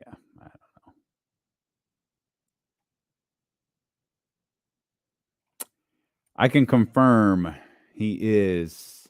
I was actually reading up on this, Dr. David, late last week, that they're doing like all sorts of testimonies about it, and I think it was the governor of Mississippi. You see Ted DiBiase Jr. got caught up in that stuff too? Yeah. Didn't acknowledge like how deep Favre is into this, which I feel like we already know the answer to. But yeah, it's pretty crazy that Ted DiBiase. Was it Ted DiBiase Jr.? It was definitely Jr. Yeah.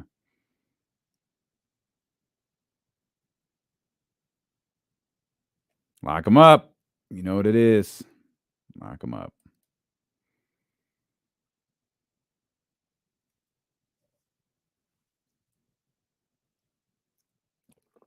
Oh, man.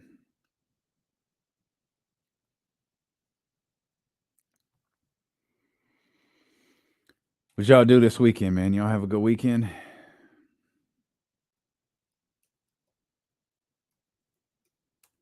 How many games are tonight? We got 2 of them tonight. Oh, yep. Okay.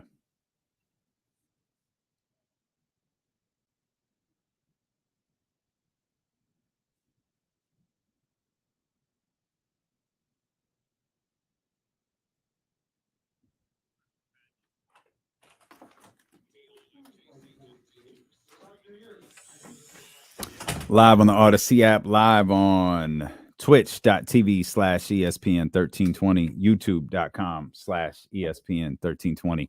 If you want to watch the show, that's a great way to do it. You could even check in and watch it on demand. Of course, you can check out the podcast as well on demand. Jesse doesn't eat unless you download the podcast. Giants won 2 or 3 over the weekend. That's great. What's that put their record at? I don't know. They're probably a game under 500. Did anyone try to say Negro League baseball? Well, no, I hope not. Okay. That is Dwayne Kuiper, by the way. It's stunning how easy Negro League Museum is to say. I didn't check this out at all, but it was Padres Dodgers this weekend. I know San Diego. That's a good series. Yeah, I know San Diego was lit. It was Padres Dodgers on Cinco de Mayo. I know they was that series, like that's like Giants Dodgers on Cinco de, like that's a hell of a weekend series. So I know that whole weekend was going crazy. Yeah, Giants Brewers on Cinco de Mayo is not as fun as a high profile matchup like Dodgers Padres. Yeah, it's also May. So Giants are 15 and 18. I'll break down Ice Spice and Jordan Poole's date longer than I'll tell you anything about a baseball series that happens in May. 15 and 18, 5 games out. You know, are you coming around or? No. Oh, but with the expanded playoffs, you know, crazy things might happen. They expanded the playoffs again? No, just from last. Oh, what's oh my God, damn! They're 2 games back of the wild card now. What's the Dodgers record? Like 21 and I just left it. It's like 21 and 15 or something like that. And the Padres? Okay, I got it for you. 21-14 Dodgers. The Padres are 18 and 17. Feels like the Padres kind of shouldn't they be better? Yeah. I was gonna adopt them since I Arizona Diamondbacks are in second place. Well, they were weren't they around last year? No, they're garbage. One of the worst teams in baseball. But this year, 19 and 15, they're a game and a half back. Doesn't this sound like off? Doesn't this right here when I say this, it's May. When I say this doesn't sound right, but it is right, obviously. The Dodgers are 21 and 14, 7 games above 500. The Padres are 18 and 17, 1 game above 500, and the Padres are 3 games out of first place. Doesn't that sound off? Yeah. Dodgers are 7 games above 500. Padres 1 game above 500. Padres are 3 games back. Well, as Matt Kim says, only 3,000 more games to go. So there you go. There you go. That was the 10th inning. Great. We got the 13th round. We got the 10th inning. And we had mentioned by the way, did you notice the TNT All NBA promo last night? No, I didn't. Featured De'Aaron Fox. He was in the, did you catch over the weekend? He was in the Flash promo. So the Flash, the movie is coming out. Okay. And they, sometimes they do this. They combine with the NBA. And it was all De'Aaron Fox. Oh, wow. Yeah, all De'Aaron in the Flash. So that's dope. That was cool to see. Yeah, that's tremendous. It was a still graphic. It wasn't like a commercial for it, but the All NBA teams are being announced Wednesday, and the promo for it had De'Aaron. I was like, hey, all right. Hopefully this isn't like WWE with The Rock and their promos. Hopefully not. Still waiting on that payoff. Yeah, don't even bring that up. It's a sore subject for Jesse. He's really still upset about how last WrestleMania ended. The only thing that's next for De'Aaron is I'm gonna need that shoe deal. He needs to sign with Jordan, bro. I'm saying it right now. I'm gonna keep pushing that. He needs to sign with someone. First of all, he needs to sign with someone. And yes, I would prefer he signed with Nike or Jordan rather than Under Armour. But he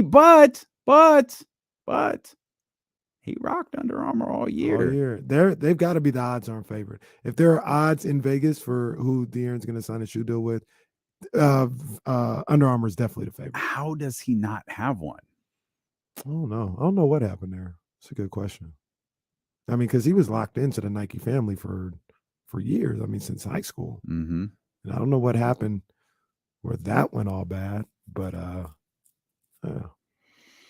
yeah, I don't know either. Aldrin, I don't think Fox wore New Balance. Aldrin in the chat says Fox wore New Balances a few times. I don't think I so. think he did. He did. I think he did. Yeah, When did he wear New Balance? early in the season. He was wearing Converse. He wasn't wearing New Balances. He was wearing Converse. Man. Okay. I don't think he wore New Balances. I think he might have. I could be wrong, but I know the two he wore were Converse and Under Armour, and then he ditched Converse about 15 games into the season. I'm pretty sure he wore New Balances. Ugh. Yeah, not his basketball shoes. But he was his walking shoes and style shoes. I actually think New Balance was. Did he get hurt? Like I think he was wearing New Balance. He got hurt when he in got Converse. Hurt. Man, okay. I really feel like it was New Balance, but it doesn't matter. Literally, no one cares about this except you and I. Well, he did. It's a good call. Nick, our guy Nick DePaula had him in some New Balances. But that was early. That's got to be October or November, right? Yeah, November 29th. Good call there, Aldrin. His Converse are trash, bro. Do not sign with Converse. I'm looking at. Well, what's weird isn't Converse Nike? Yeah. Like, how could it still be trash? Like, the shoes look garbage. Oh, they look bad. Okay. I don't know. He balled in Under Armours all year. I just really hated that he wore Steph Curry shoes against Steph Curry. Not mad at him for it, just hated the circumstance. Yeah. That's tough. What happens? Like, what are you going to do? Yeah. He dropped 50 on you while you're wearing his shoes. Yeah. That's tough. Well, on the flip side is that kid on the baseline said in game 1, 40 on your head. That's not exactly what it 40 on your blinking head. That was a good self-edit right there. Little badass kid. Badass kid. Hey, shout out to that Steph Curry. Shout out to that kid because that was funny. They got the last laugh, but that was funny. That was hilarious. Badass kid. Came back and dropped 50 on him, but still, it was funny for a couple days. And he didn't even get to 40. On your effing head. Yo, I need that kid on the show. Where is he at? Somebody find this kid. I need him on the show, man. That's the badass. By the way, it was like a teenager. We're talking like he was like 9. Like that kid was clearly a teenager. Teenager. I'd say he's 16. Maybe 15. Yeah, it's a teenager. You shouldn't be saying that it's 15 or 16. You're thinking like a senior in high school. I don't know if he's a senior in high school. No, he was probably 16. I'm going 16, 17. Game 1 was wild, bro. Oh, game 1 was wild. We had 40 on your effing head, kid. Yep. And then we had random light the beam guy. Random light the beam guy. Never just snuck in at the last minute. I'm confident the dude just ran down from the stands and put his hand on Vivek and De'Aaron. Like the beam guy, and no one could. The best part is Vivek kind of looks at him like, "Who are you?" Does anybody know who the random light the beam guy was in game 1? No, I need him on the show too. Because I don't even need him on the show. I just need to know who the hell that was. I've watched that video probably no less than like 1,000 times because how crazy it was. Like you look like in the little core, like there's Malika, there's De'Aaron, there's Vivek, in the little core circle, and there's cameras and stuff. And this guy just comes out of nowhere. Like he wasn't even part of that group. So he literally bum rushed the beam. He absolutely did. He absolutely did. No, man. Hey, no, it wasn't. No, it absolutely wasn't Paige's son. This was that was not. Oh no, he was Paige's talking son. about the guy 40 on your effing head. No, that wasn't Paige's son. That definitely wasn't. Yeah, no, this was someone's father out there. Yo, this dude came out of nowhere with this little cheesy smile and just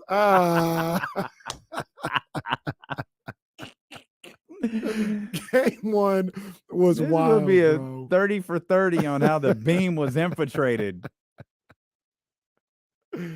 Oh man, man, good times. You know, I thought about. And we'll get to the injury report, but I thought about that over the weekend, seeing Philly, seeing Phoenix, and I'm not going to say they were movie status, but they were into it.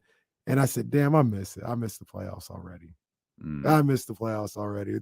The Golden One Center crowd was crazy. This city was crazy for the Kings, man. I missed the playoffs, man.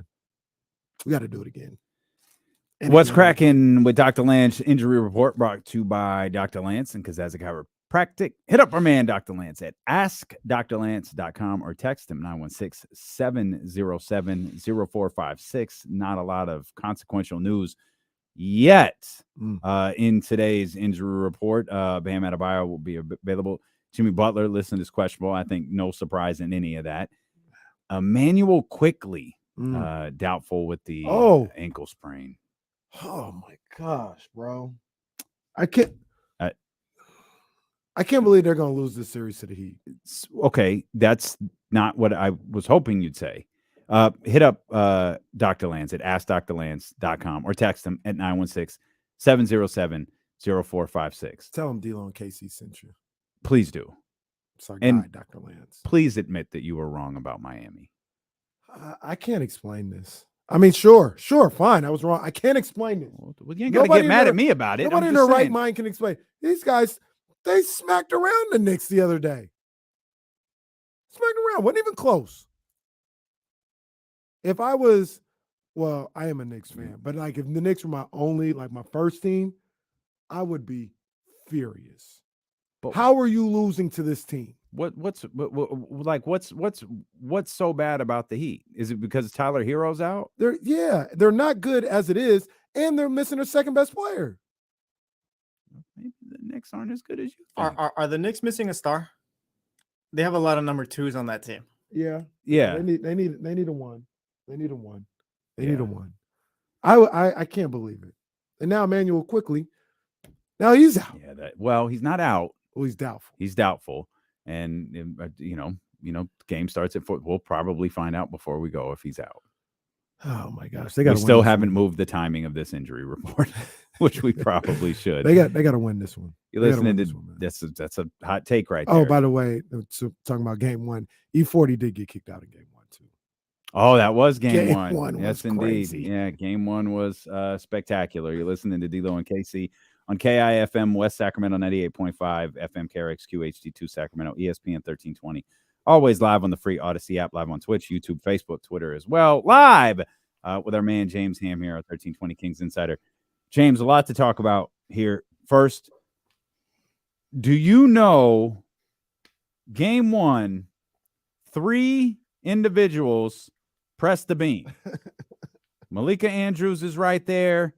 De'Aaron Fox, Vivek Ranadive, and some random guy we believe infiltrated the circle and pressed the beam. Have you seen these videos of this picture? Do you know who this individual is? I haven't seen the video. No, it's not even as Zapruder film. Somebody's personal cell phone. This is on ABC. ABC is broadcasting the beam being lit, and all of a sudden, guy comes out of nowhere and lights it with De'Aaron and Vivek. I need to see this. Wait a minute. Wait a minute. I'm being told that can't be right. What? I'm being told that's Vivek's son. Oh, Vivek's son was there. Well, I don't know Vivek's son. I don't know what he looks like, so it could be him. I'm being told that's Vivek's son that infiltrated the circle and helped press the beam. Okay. Yeah, Anil. There's Vivek, there's De'Aaron, there's Matina, and here's Guy. That's I think that's Vivek. That's nephew. I don't know what his name is. But It's not. nephew. Huh. What'd you say his name was, James? It's not Anil? I don't I know. don't know. It might be a Neil. I know Uncle V. I don't know my nieces and nephews. I just know Uncle V. Well, we know. I'm gonna need to see this. Where are you guys seeing this? Well, Jill sent me a picture and said, "Hey, is this the guy you're talking about?" I had this picture that we used as a graphic, and I showed it to Kenny one day. Like, who is that guy? That guy just came out of nowhere and got in on lighting the beam in game 1. I guess Vivek's son. I I guess don't so. know. I don't Oh. think that I've ever seen Vivek's son, or at least not this one. How many sons does he have? I feel like I've seen him before, and I didn't remember him. Oh, that. I don't think that is Anil. I like. younger? I don't think it's Anil either. I think I have like a side shot I mean, here. Jill would know better than I would for sure, but I need to see the actual video. I need to. Yeah. if just put in Kings Light the Beam Game 1 on YouTube. The whole show's stopping until we figure out who this is. This is amazing. I have well, it's the off season. I gotta find the picture we used as the graphic, because that was kind of like the catalyst for all of this. Like, who is this individual? I noticed them, and when why I went back does he and watched get to the light game. the I beam? said, "Yo, who's this guy that came in here out of nowhere?" And it wasn't even like as part Here's of. They're the like, picture. "All right, let's light the beam." Vivek and De'Aaron already lit it, and then the guy comes in. No, I don't think this is Vivek's son, man. I don't think this is Vivek's son. I don't think it is. I'm gonna have to wait through a commercial or two on YouTube before I can look at it. But oh man, I'm gonna send this picture I have. This is to one of the great James moments, man. And, It really is. And Jill, so Jill can get a clear shot of who Jill. this Once person again, is. Jill would know a little better than I would, but I don't think that's his son. I don't. What a mystery. Wait, I see it. Oh yes, that is his son. It is? Yes, it is. I just saw it happen. Just to be clear, we're talking about that guy right there. That's his son? Yes, that's not Anil. That's his other son. Okay, so that adds up. That because adds I've up. seen Anil, and I was like, I don't remember him looking like that. Okay, all right, it's the other son. Yeah, it's the other son. I remember him being at the game. It's Andre. There we go. Yeah. Okay. Well, that's also not as funny. That it was. I was hoping it was a random. It's a way better story if it's a random guy who just got on the floor to press the beam in the biggest beam pressing moment in history. I'll just dump these last 3 minutes. This is Yeah. So hit the 3-minute dump button, Jesse. there we go. There he is. Oh, yeah, I'd never seen him before. yeah. I was worried it was my guy Conti, but Matina's Conti's son. my guy. I know who that is. Well, No, yeah, but he Conti's could. I could see him having a few and sneaking over there, Yeah. and no one gives a high five harder than Conti. Oh, yeah. Like when you get down there, you're like, okay, that hurt. It's good to see you, but that hurt. Yeah. He gives strong bro hugs, man. That is my guy. Yeah, he's a good dude. My guy. All right. Well, now that that's out of the way, Whew. What's going on? Hammer, we were talking about Shaq had a line last night about greatness being uncomfortable. And he was referring at the conversation was obviously centered around James Harden and Anthony Davis and what they've done. But that line really stuck with me because I think I think it's one of there's so much truth to that. And I was thinking about Domas and what Domas has coming up. Like, do you think Domas has the personality to get uncomfortable and become even better than he was this year? Yeah, I mean, I think so, but at the same time, like that's just not who he is. Who he is exactly what we saw. If you look at his statistics throughout his career, this is exactly the player he is. You know, it's one thing to like if you're a 30-point scorer, right? Like, what do you do to show that you're better than that? Like, maybe you can add some rebounds, maybe you can add some assists, but you know, realistically, your bread and butter is like being a great scorer, and you would hope that you would get more efficient and stuff like that. But I don't think, you know, Sean on the podcast always says that he wants Sabonis to be like a 20 plus, 22 plus per game scorer. And I've never got that. Like if he's averaging between 18 and 20 a game, but he's also leading the league in rebounds or close to it, and he's also dishing out 7 assists, and he's shooting 63% from the field, Like, that's about as elite as you can get for a big man of his type. And then he's a player that, can't do it all on his own. He's not one of these guys that, there are star level players, and then there are superstar level players, and then there's a level of player that's like there where like they can do a ton of damage, but what they have to have players around them to do some of that damage. And I kind of put Sabonis in that category, that he's a major hub, but he's not going to go out and get you 30 a game like Embiid. There are some limitations to what he can do as a scorer, and that's okay. He's really good at what he does, and as long as that's who he's going to be, and he continues to refine who that is, like, if he can space the floor a little bit and add an 18-foot jump shot, that would be huge for the Kings. If he can, tighten it up around the rim and be able to use his right hand a little bit more, that would be huge for the Kings. But overall, I mean, this is just an outstanding player that is who he is. Like, I don't expect more or less from him. I'm kind of expect him to be this player for the next like 6 or 7 years. Yeah, I agree with you. And I mean, it's also not the worst thing in the world, right? Like, he's going to be an all NBA selection. There are little things that he can refine to his game, like you mentioned, the 15-footer, and really just being more comfortable with that shot. I'm not looking for him to, not even really probably looking for him to be Chris Webber. Like, I don't need you living out there and shooting 10 shots a game from 15 feet. But if it's there and somebody is giving you that shot, having the confidence to take and make that shot is what we're looking for. But I agree with you. I mean, he is what he is, and that's not a bad thing. Like, he's one of the top centers in the game. Yeah, and I think the other thing that, like, I'll keep pointing out, he's a really, really easy player to put someone alongside. So, there are certain players, like, again, you guys mentioned James Harden, Luka Doncic, that it's not easy to find players that fit next to him. Even a guy like Trae Young. Like, I think when it comes to Domas, like, there are so many different styles of players and types of players. You of course need shooting. The Kings now know they need more length and athleticism at the 3 and the 4. But as long as you're surrounding him with pieces that make sense, and he's so easy to find those pieces, that I think that he'll continue to thrive. Like, this is the way he gets better is, it might be to get up, to 8 or 9 assists a game. And that just tells you one thing. It tells you that the Kings have better players around him. They have more consistent shooters around him.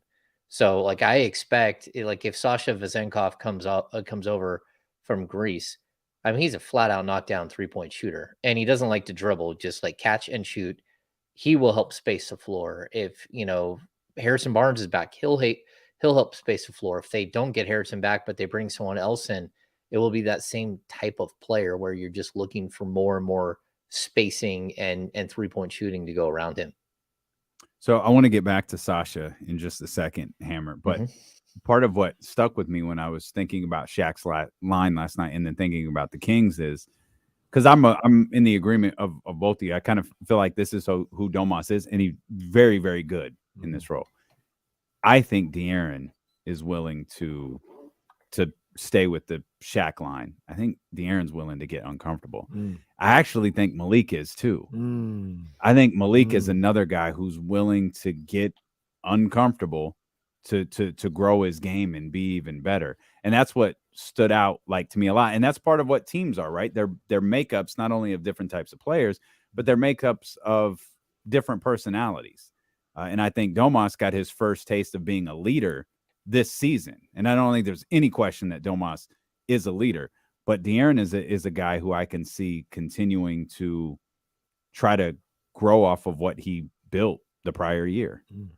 Oh yeah. I think De'Aaron now knows what it takes, and he now sees it when he plays to a certain standard and he holds that standard as much of the 82 game schedule as possible, that great things happen, that he does get recognized, that he does get the accolades that he so desperately deserves, but also that quietly he wants. Like, he can say all he wants, that, he doesn't care about things like all-star games and all that, but he does. And, we saw it as soon as he got there. It was like, well, it's about time.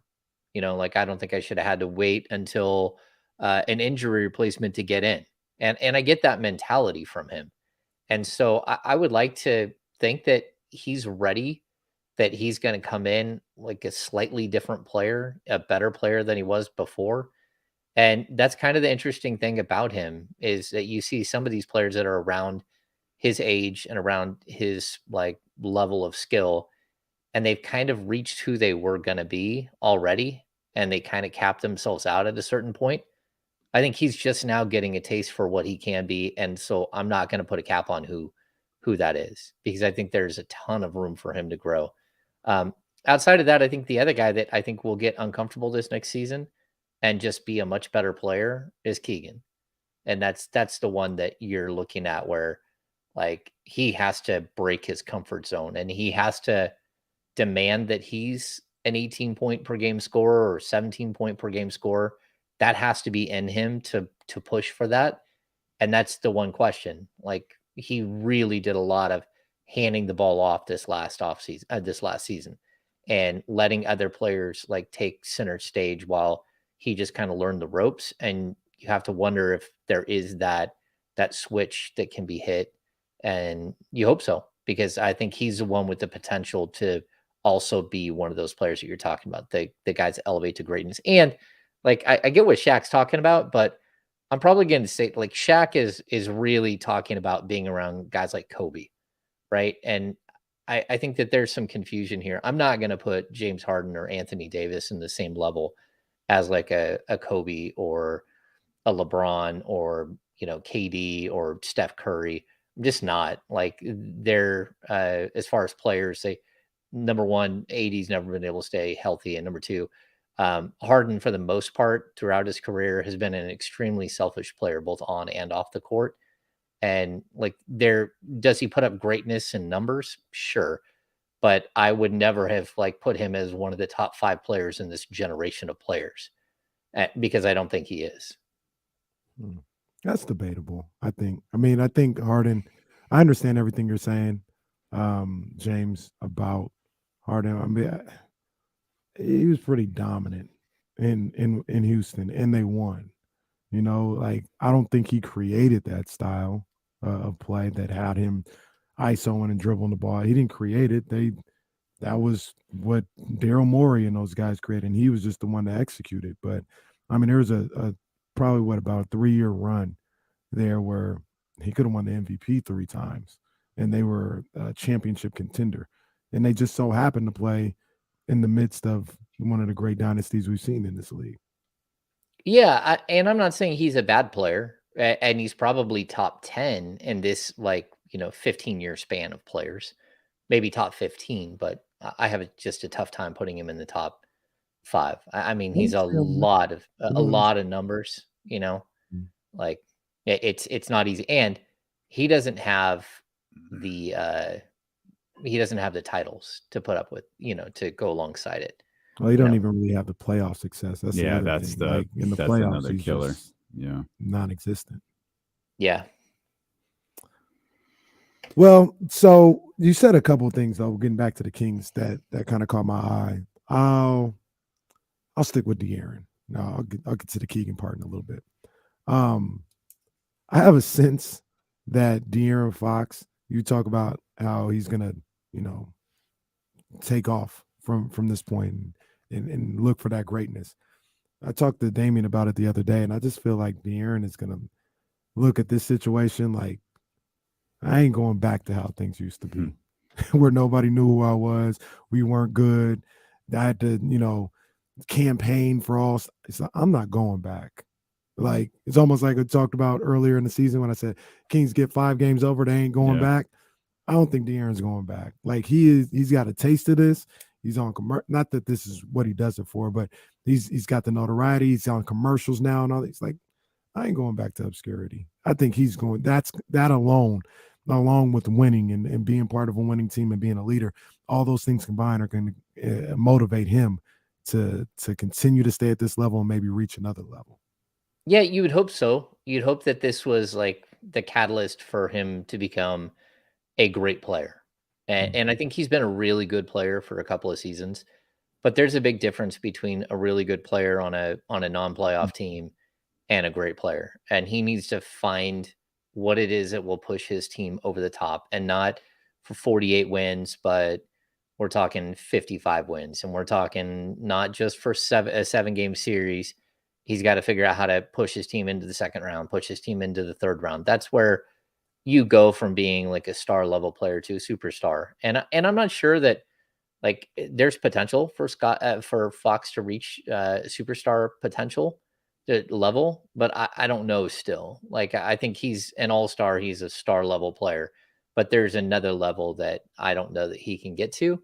And that's okay, because there's only like a handful of players that reach that status.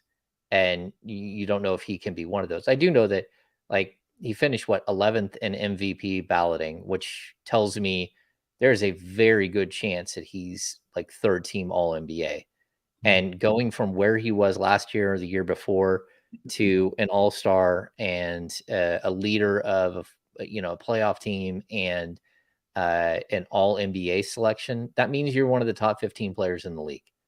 And that's crazy to think that that's where Fox can have gone to, because if you look at player rankings, like 2 years ago, he probably got up to like number 24, number 25 in some of the bigger player rankings. And then he dropped down to like 45 or 50. Like a lot of people lost faith in him coming into this season. And the way that he's responded to me is just spectacular. Yeah, I didn't even think about that. Those preseason player ranking lists, boy, those are going to be a lot more fun to read this year. Oh, man. Yeah, there were some crazy ones last year. They were wild. Yeah, the little green up arrow with how many spots he's moved up. You'll be like, huh, like okay. 15. Did he get that much better, or were you just that bad at doing your job last year of rating players? Well, now they have a sample size of about 9 games of actually watching him play. So it's the 2 TNT games and the 7 games against the Warriors. Hey, man, this 5 is good. That's right. Google him. Is he a rookie? Just Google it. Who is this kid? You mentioned De'Aaron Fox, potentially being named to the All NBA team this week. That's Wednesday. We found out today. Keegan Murray made the All Rookie team. No surprise there, as Jalaj pointed out. We're going to need to know who the 3 people who didn't vote him for All First or Second team. But a hot topic of discussion, if you will, particularly on today's show, is about Keegan's future and what position the Kings might see him at. Because as we talk about free agents, and again, we'll get to Sasha here in a minute, but we talk about free agents and what this team could look like moving forward. The 3 or 4, and I believe it was dubbed this year, the 3-4 versus the 4-3. What do you think Keegan's future is with the Kings position-wise? Yeah, I think that's the biggest question that the Kings have, and I think they're going to get a training staff with him that really focuses on flexibility and speed and quickness. You have 2 choices here. You can bulk him up right now. You can sit there and work on gaining mass and making him a bigger, stronger 4. Kind of go the LaMarcus Aldridge route. Not that big, but like start beefing him up. Or you can lean him down and see if he can defend multiple positions and stay at the 3. If he can stay at the 3, it changes everything for the Kings. That allows you to like offer Sasha Vezenkov more of a role in Sacramento, because Sasha can't play the 3. He's straight up a 4. I don't even think he can play the 5. He really is a straight up like stretch 4. But that's okay, because I think that their positional like flexibility, there is a lot you can do at the 4 that you can't do at the 3. Like you can go get a shot blocking rebounder at the 4 to come and eat minutes, your Brandon Clark type players. Or you can get a guy like Sasha who just, can hit everything from the outside. There are lots of variables at that position that I think are slightly easier to fill than this starting level 35-minute a game small forward. And if Keegan can play that for the Kings, that would be tremendous. So their hope is that they can keep him at the 3, or they can transition him to the 3. But it's with the understanding that they're going to play positionless basketball. that in the grand scheme of things, it might not matter if he plays the 3 or the 4. But it would answer a question of what do you do if you don't have Harrison Barnes back next season? See, and I agree with all that, James. The only thing that gives me pause with putting Keegan at the 3 is guarding threes, like guarding Kawhi, guarding PG, and guys like that. Earlier in the season, I thought he was overwhelmed and he didn't have a chance. I saw him get better as the season got along. He got more comfortable with the league and things of that nature. Do you think he's a guy that can guard wings, athletic wings like that on a consistent basis? Yeah, it's not the wings so much that I thought he had trouble with. I thought he did okay against, the 6'8", 6'7", like your prototypical threes. It's when he got switched onto guards that I thought he really, really struggled. And they just took him to the rim and they were able to score over him. Like I told you guys coming into his rookie season, one of the key stats that I thought would not translate at all was his shot blocking ability. And that held up. Like I did not think he would be a great rebounder in year 1, but over the course of his career, he'll become a better rebounder. I think he can get to 6 or 7 rebounds per game as a pro, as opposed to like the 8+ that he averaged as a sophomore at Iowa. But it's the other things that like you can tell when a player blocks like 1.8 shots per game at the college level, whether those will translate. And it didn't translate, I don't think at all. And so you're hoping that you can build on his lateral quickness, his agility. And there are plenty of drills to do this. But I also was told one time by someone within the Kings that they thought that both of the Murray brothers have young bodies, that they were late bloomers, that they grew late. And so they're still growing into their bodies and they're, like they're confident and comfortable players, but they will get more and more confident and comfortable within their body as time goes on. And so I think that that's a good point as well, because you have this ability to, again, bulk him up or lean him down, really get him strength and conditioning, really get him with a yoga instructor, really, do all of these flexibility things that can hopefully make him a better defender in space.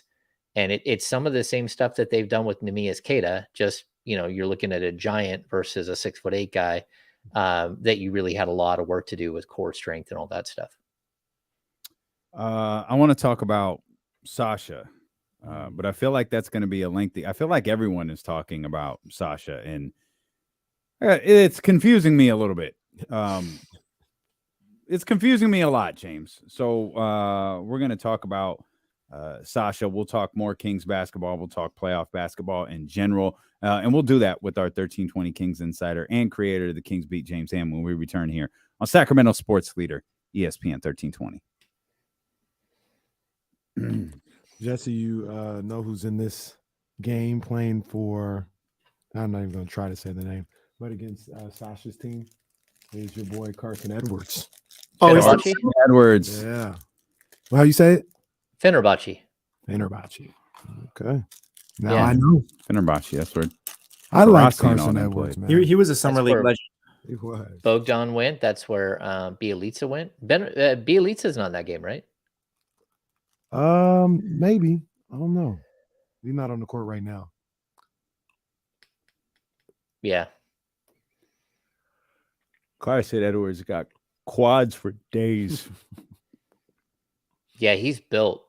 Yeah, he is. That's certainly like a body type that the Boston Celtics look for, like the Grant Williams thing.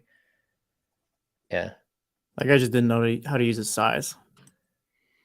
Yeah, he was just missing a few pieces. Good kid. Missing. Yeah, like people are saying Fenerbahce.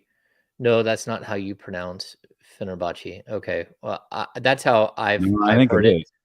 been I'm called. pretty sure it is. Yeah. I mean, that might not be the Turkish pronunciation, but that's how I've heard Aren't they it. like the Celtics of the EuroLeague or something like that? Yeah. They're great. Yeah, they would pay. That's where I like always see these Diana and Brittany and like all of them, they made their money. Or maybe Brittany didn't. Diana did. Most of the big American players, Sue Bird, they made their money with Fenerbahce. Yeah, I mean that's where Bogdanovic and Bielitsa both won. I believe they both won MVP titles there.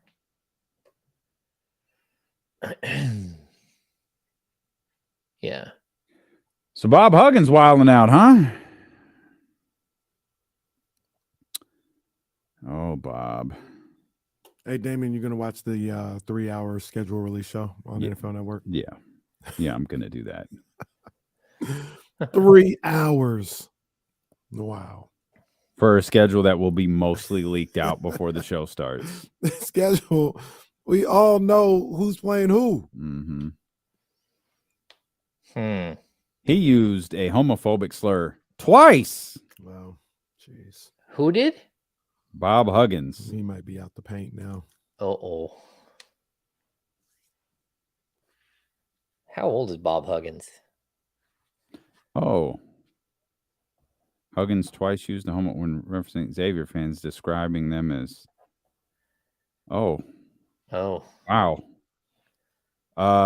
Yeah, he gotta go. He's gotta go.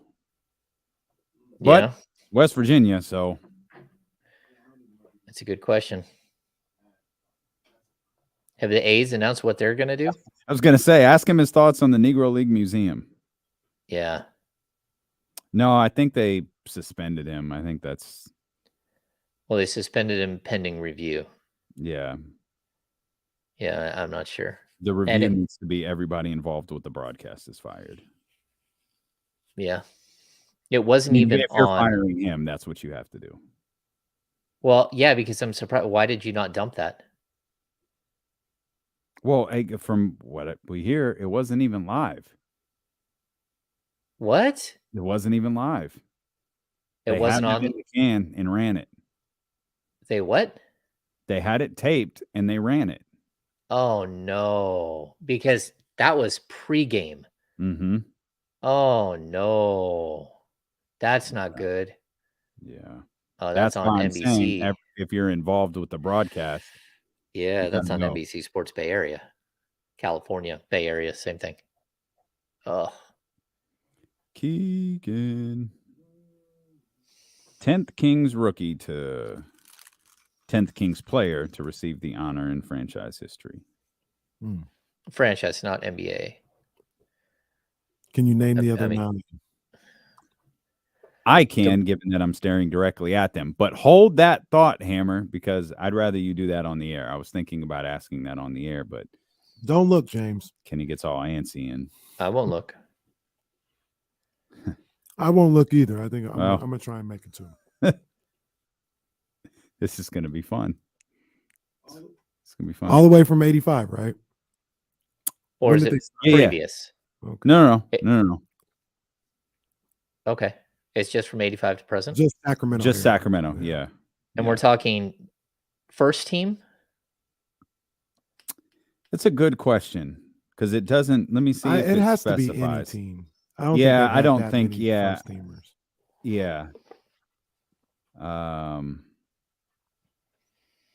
Yeah, I think it's all rookie.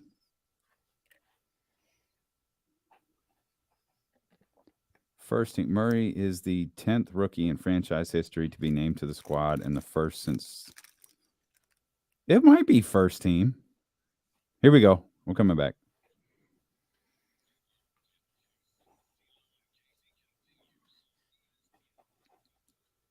All right, we have a trivia question, both for Kenny and James here.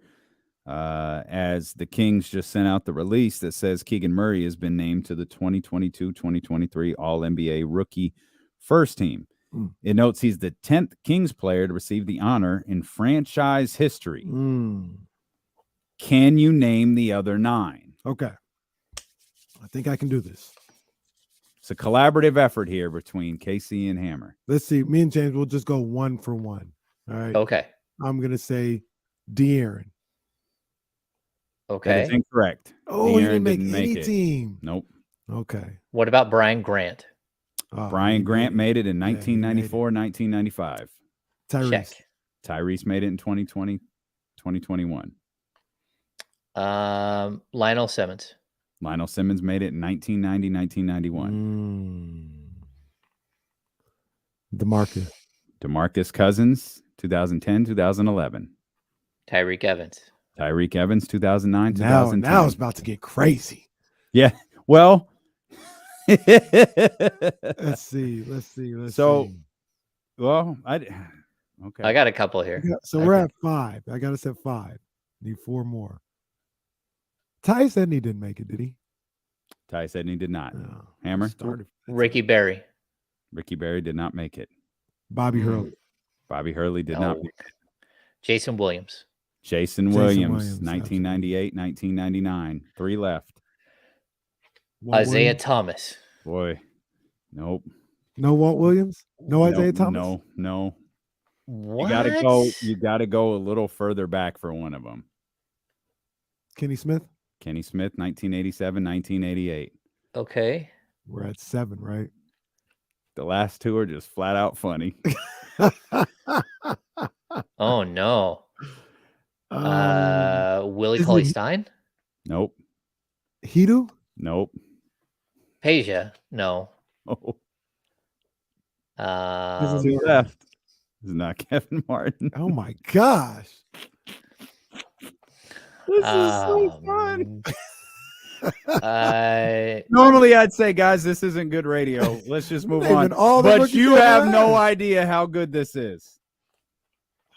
Oh man, come on. It wasn't Michael Smith, was it? No. No. Here, but no. Spencer Hawes. Was not Spencer Hawes, but I Oh. love the conviction in your voice when you said Spencer Jason Hawes. Thompson. There are 2 names left. It is not Jason Thompson. I don't think we're getting it. Oh, Marvin Bagley. Marvin Bagley is snap. one. Marvin Bagley in the 2020-2021 season. Ben McLemore didn't make it, did he? Made the all-rookie team. Nope. Oh man. Is it old or new?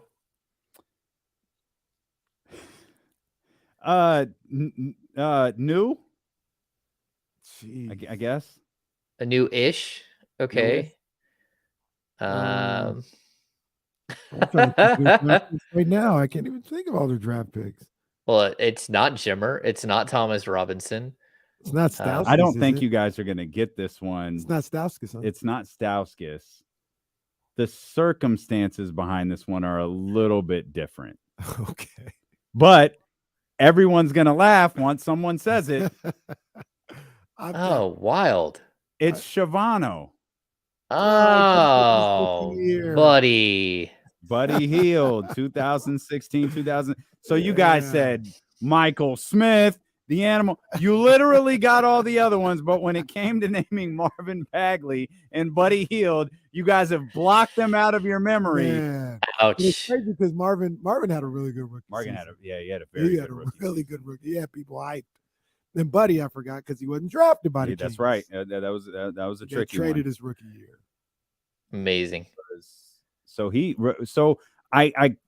man, is this right? So what we were confused about is the wording of this saying Murray is the 10th rookie in franchise history to be named to the squad. I think they're talking first team. Yeah, I think so too, because I think first team. I think Isaiah Thomas was second team. Yeah, these guys are all first team. That's a good call on that Brian Grant call too. I remember Brian Grant. That was my guy. Brian Grant had a big time rookie year too. Yeah, I love Brian Grant. Yeah, that was a good era right there that lasted for like 5 minutes. Yeah, unfortunately. He was all rookie. Isaiah was 11, 12, all rookie. What happened the next year, Hammer? We don't have to spend too much time on it, but after they made the playoffs, what the hell happened the following year?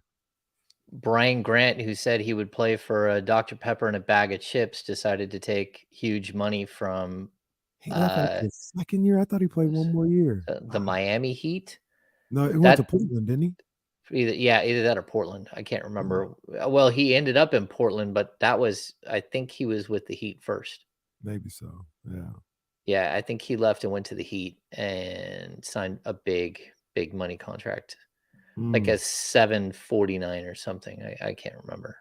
And that was a lot at that point. Yeah. Here's a fun fact. All NBA second team didn't start till 1988, 1989. You're right. It was Portland. 1990, Travis Mays.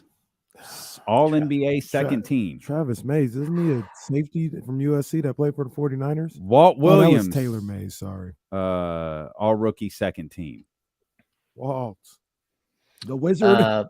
Travis Mays was second out of the team. league by the middle of his second season. Travis Mays was not good. I think that's what they traded Travis Mays for Spud Webb.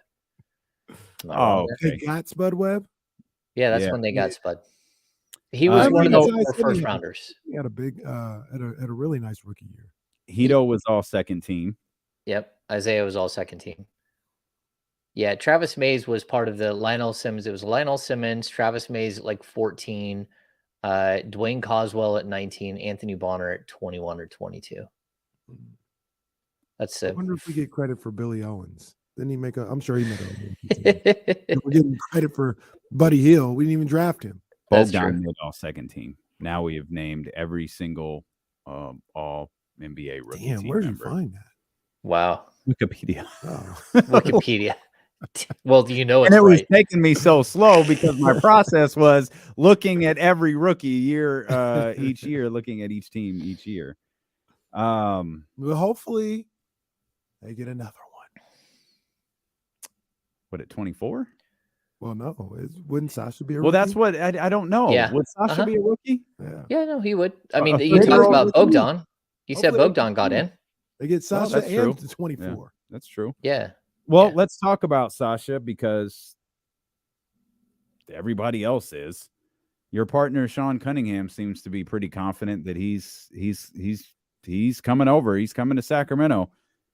What the hell does this mean? Like, what is Sasha? Like, I feel like I asked you this question when we were nearing the deadline, and it was like, yeah, he'll be like the 10th or 11th man. Has that changed? Is he like a Hall of Famer now? He definitely had a great season. He got better last year, and that's where the excitement started. But then this season, he's just been incredible. Like, he's the MVP. I believe he'll be the EuroLeague MVP. He's averaging like 17.6 points, 7 rebounds, shooting like almost 40% from 3. He has been absolutely spectacular. And so the Kings are definitely high on him. Like Sean says, he's at 90% chance, right? But that 10% chance, that's all on Sasha. Like, the Kings want him 100%, but that doesn't mean that he wants to leave being a superstar in Europe to being a role player in Sacramento. And that's still going to be a difficult discussion because they thought they had him last year. Like, it was really close and they thought that they were going to get him. And then he decided to stay. And then he decided to go and re-up and get more money in Europe and actually get his buyout, I think, is a little over $1 million. It's still, that's still reasonable. Like, the Kings can cover, I think, up to $1 million this year. And then anything over that, he'll have to cover out of his own money. But the question is, how much is he going to want? Because I think the Kings had carved out like a $1.6 million minimum salary, but a different version of the minimum salary based on the mid-level exception last year. So Malik Monk did not get the entire exception. The Kings held out enough money to sign a minimum scale player to a longer deal. And that was, I believe, set up for Sasha. So they would not give him the biannual exception, which is $4 million. And I still don't know what they want to give him. So I don't think he's going to get Bogdanovich money, which was a 3-year, $27 million contract to come over. But if you're going up above the salary cap he's a player that you're going to have to pay out of your cap space unless you use an exception, because anything over like a rookie scale, you're going to have to pay for. And I'm not going to say James Ham is making the Olympic Coast beat I don't expect Olympiacos.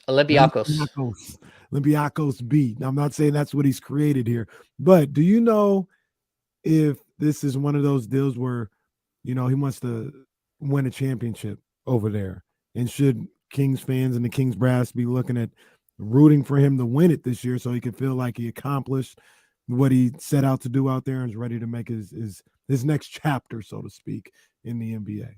Yeah, I mean, I don't know if he's in the finals or if he's in the playoffs right now. They're tied up 2-2 with Fenerbahce, and it's like a huge game. That's why Mike Brown has gone overseas to watch him play. The Kings have done a really good job. This is how they really, really want him to come over. They sent over Jay Triano at All-Star Weekend to hang out with him. Jay Triano came back with a nice tan. During the March Madness, they sent Monty McNair and Phil Jabor over to talk to him. And now they're taking the next logical step, which would be to send Mike Brown.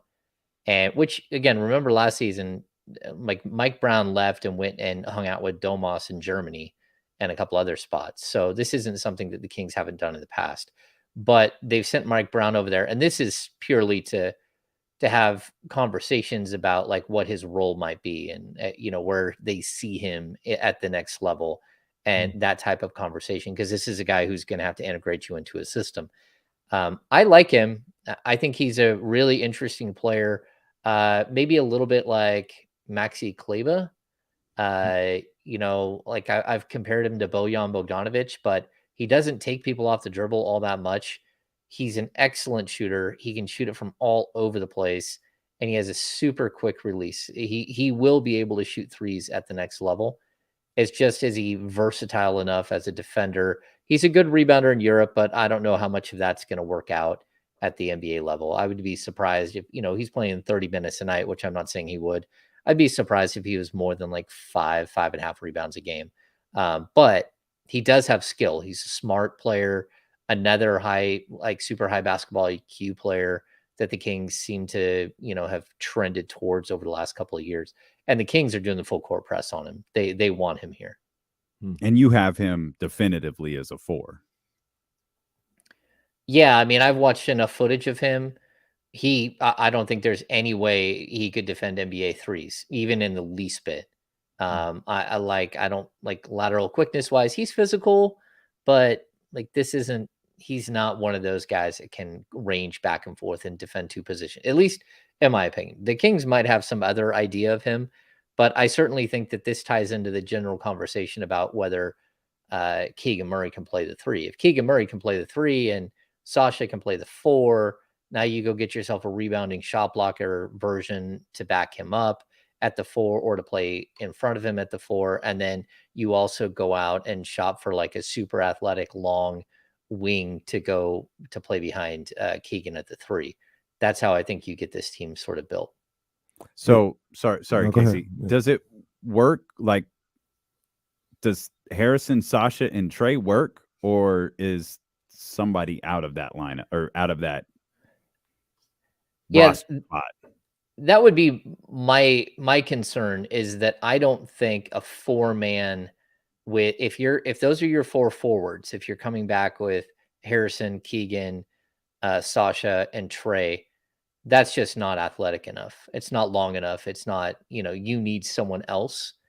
Now, if Trey can play the small ball 5, and if you're bringing him back as your small ball 5, and then you're bringing in a center to play behind him, a big center that can block shots, whether that's Neemias Queta or it's someone else, that would kind of make sense. I think there is a world in which Sasha and Trey can play together, but as like a 4-5 combo.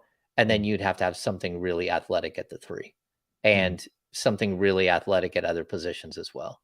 And see, I just don't see a scenario where Harrison is around, because if you get Harrison, you're not really adding anybody outside of this King circle.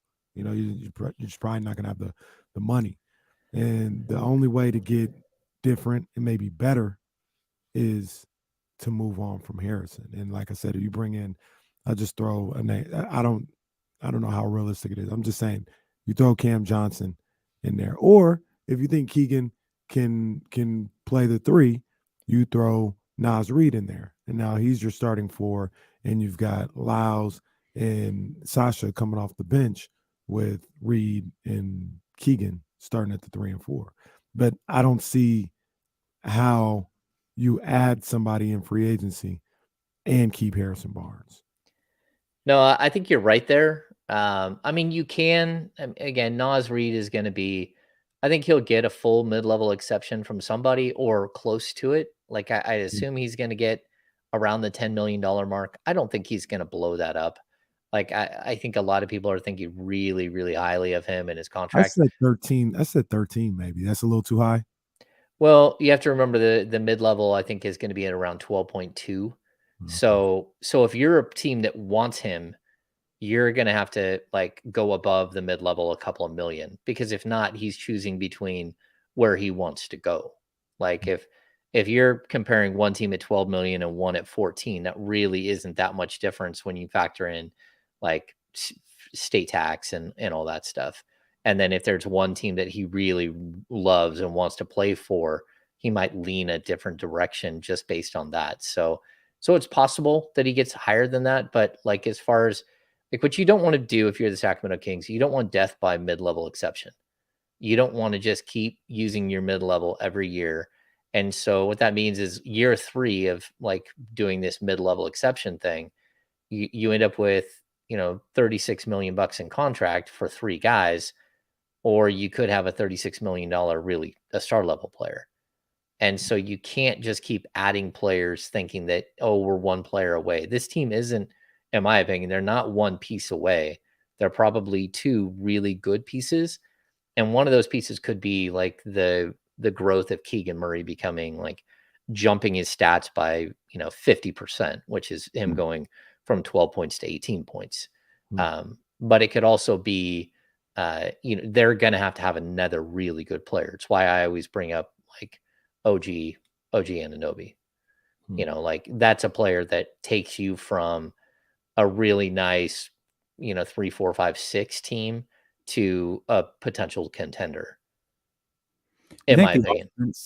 No, I completely agree about OG. Do you think the offense would allow Keegan to average that much, given like so much of the offensive responsibility is always going to be on De'Aaron Fox? Of course, we know the way Domas plays too. Domas, very unselfish. Everything kind of centers through him, but he can score and does score. Is 18 realistic for Keegan in this offense? I think so. And I mean, that's going to have to come from somebody else, right? So that's where I look at, like, if you take just straight up, if Harrison Barnes isn't there, that's 15 points that the Kings are going to have to backfill. And of that 15, I think 6 of it comes from No. It's been a while. It has been a while.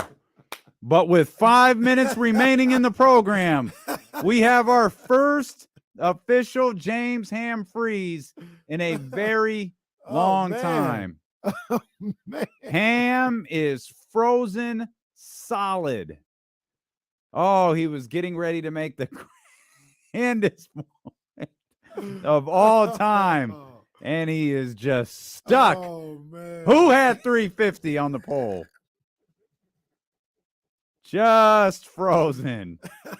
Sean says we're going old school today. Oh, man. Mrs. Mac 10, deep in thought.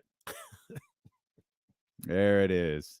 James, what do you think about Buddy Hield being all first team? Well, there it is. You know what's great about this is the only person who doesn't think it's funny is James.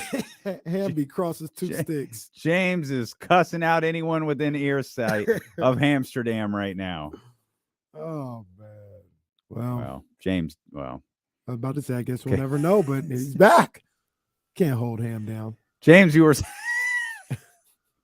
again. I pointed this out, James. Everyone finds this funny except for you. It's fine. I just like I hate it. Yeah. I was saying, like, I think that, if Harrison Barnes isn't there, that's 15 points per game. And so you can dice that up a bunch of different ways, but I'd say like 6 of those points will go right to Keegan. And then, Sasha Vezenkov, if he's there, you're looking at like a probably 10 to 12 point per game score as well. But he'll do it on just pure, like for the most part, 3-point shooting attempts. So if he averages like 8 attempts per game, that's probably on par with what I would think he's going to get. And we'll have to see like how he develops, how he becomes a player. And he is 27. So like there is that he's like, someone asked the other day, like, why do I act like Cam Johnson is a young player and Sasha Vezenkov isn't? And it's because Sasha's been a professional NBA, professional player in Europe since he was like 15. So he kind of is who he is. Has he improved over the last like 2 or 3 years? Yes, he has. And there's potential for him to continue to improve, but you usually don't get like this crazy improvement from a very mature, like, again, like 12-year European professional veteran when they come to the United States and start playing in the NBA. So that's where I still think Cam Johnson, I mean, I don't know, he's going to have a big breakout, higher ceiling either. But you could definitely see where a different opportunity would make more sense. Sasha, the numbers he's putting up, that's as like the star of his team. He will not be the star of the Sacramento Kings. And so that's just different, where I think, again, Cam Johnson can get an opportunity to play as like the 5th best player, the 4th best player, where he before had never been able to play above like the 6th or 7th best player on his team. It's an interesting point about Sasha. I remember this was a big discussion during the Luka draft. Is some people, Luka just kind of is who he is. Like Luka was like 19. Yeah. Like sure he had been a pro already, but he was like he wasn't Bogey. Like when Bogey got here and had his first year, I was like, that's Bogey. Like he's not gonna change. Like he's been that. Luka was like 19, 18. But this has Luka's game changed. I think he's gotten better. I mean, I'd say this too. Changed. Yeah, I think maybe and I don't know if it's going to change from now. Like Uh-oh. he's only 23, and it's like he is who he is. That's a problem they've got to figure out, not us. But he never ever put up those types of offensive numbers in Europe. Like he averaged 19 a game. That's what was always the thought, that like Luka was going to be really good, but more like a 27-7 guy, not a 30, 10 and 8 guy. So I think that's where the miss was, that the offensive potential, because he wasn't a great shooter at all in the European game. So you had this worry that he wasn't going to show up and be a great scorer. More on Keegan Murray, Naz Reid, and more from James Ham. If you're listening on the Odyssey app or ESPN 1320 AM, don't go anywhere. We'll run it back next year on Sacramento Sports Leader, ESPN 1320. Let's go, Knicks. Okay, Lake Show. Damn. Wow. That was I had to get my people, man. Y'all need to know where I stand tonight, man. Okay. I need the Knicks and I need the Lakers to handle business. You remind me of Kuiper. You just real comfortable saying okay, Lake Show. Just rolled right off the tongue. Just rolled. Didn't even stutter. Just said it. Almost as if it was second nature.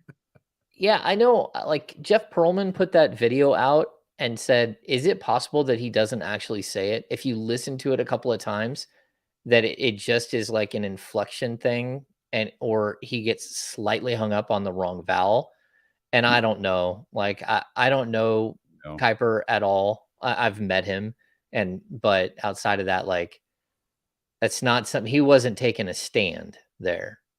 You know what I mean? Like if he was saying something, it was a slip of the tongue. Yeah, I don't think he was.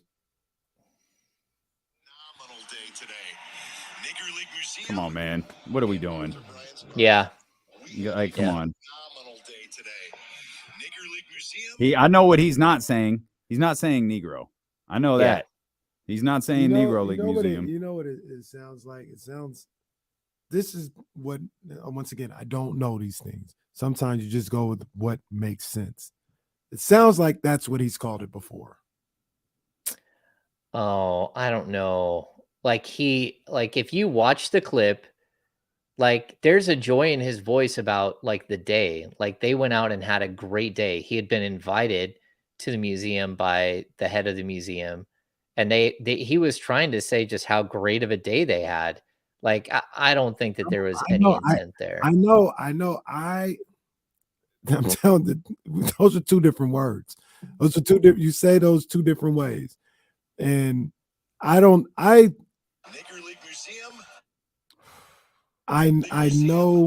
I like the Kuipers just off of TV, both of them, right? I don't know them, don't know nothing about them. I like them just off TV, so I hope that it's nothing. But the only thing that makes sense to me, because I've said the Negro Leagues and Negro League 100 different times. I ain't never messed up and said something like they're not the same word. The only thing that makes sense is if you've said it before. If it, like in conversations, this is what you guys call it or whatever, and it slipped out. That's the only thing. I'm not saying that's what it is. I'm just saying that's the only thing that makes sense. Okay, have you been to World War II Museum? No. Okay, have you been to any of the museums where they call whatever they whether Japanese or Chinese or Vietnamese by their other the like derogative terms I that they haven't use? been there, but I know what you're talking about. Okay, so like when you're in those like museums, they actually use those terms like all the time. Mhm. Like it's something that they don't shy away when they're writing the script for the museum. They don't shy away from using those terms that this is what they were called or, Right. and Right. so I haven't been to the museum out there either. But at the same time, like I almost wonder if there isn't a lot of that in the museum where they're treated this way and they're talked about this way. Yeah. And so again, you go to the museum all day and that's being said like a million times. Like I just can look at intent when I'm watching him on the air, and there was no intent of him to like make some statement. He wasn't trying to be like No, I don't funny or think he anything is else. either. No. It was a slip of the tongue and And I'll also say this about Glenn Kuiper. I've never gotten that type of energy from him ever, which makes it even more shocking. Like I've never gotten the energy that. It's not like he trashed DeMarcus You know Cousins what I for mean? 3 years and Exactly. then all of a Right, sudden we're right. shocked. Yeah. And It's not the same that's thing. never been the energy I've had. So I'm very shocked. Like I said, that I've said Negro Leagues my whole life. Yeah. That's never come out. No. And I didn't nearly say the N-word. Like, don't be ridiculous, Jason Hunter. It's like Jason, that's just just don't Tony be an Romo idiot. nearly said the N-word. Yeah. Don't be an idiot. Like no, I mean I think that, they're even like the name of the museum, there should be a healthy concern about saying that word. That word doesn't have good connotations either. Well, I'm sure that word is used because you gotta tell the story. Yeah. They want to erase history, but boy, they don't want to erase that word. No, I sure don't. Yeah. Hey, I want to my favorite comment of the day from Ipodicus says, y'all bosses at ESPN straight bucking. I saw that. The article on ESPN barely mentions Keegan. Our bosses. Yeah.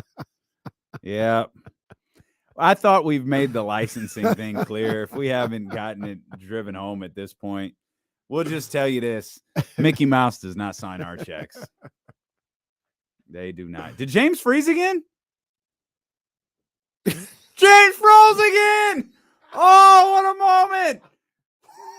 What a moment! James froze again!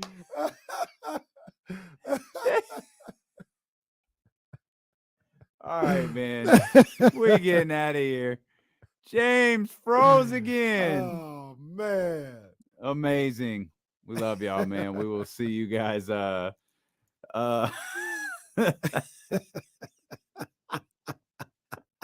We'll see you guys tomorrow. Look.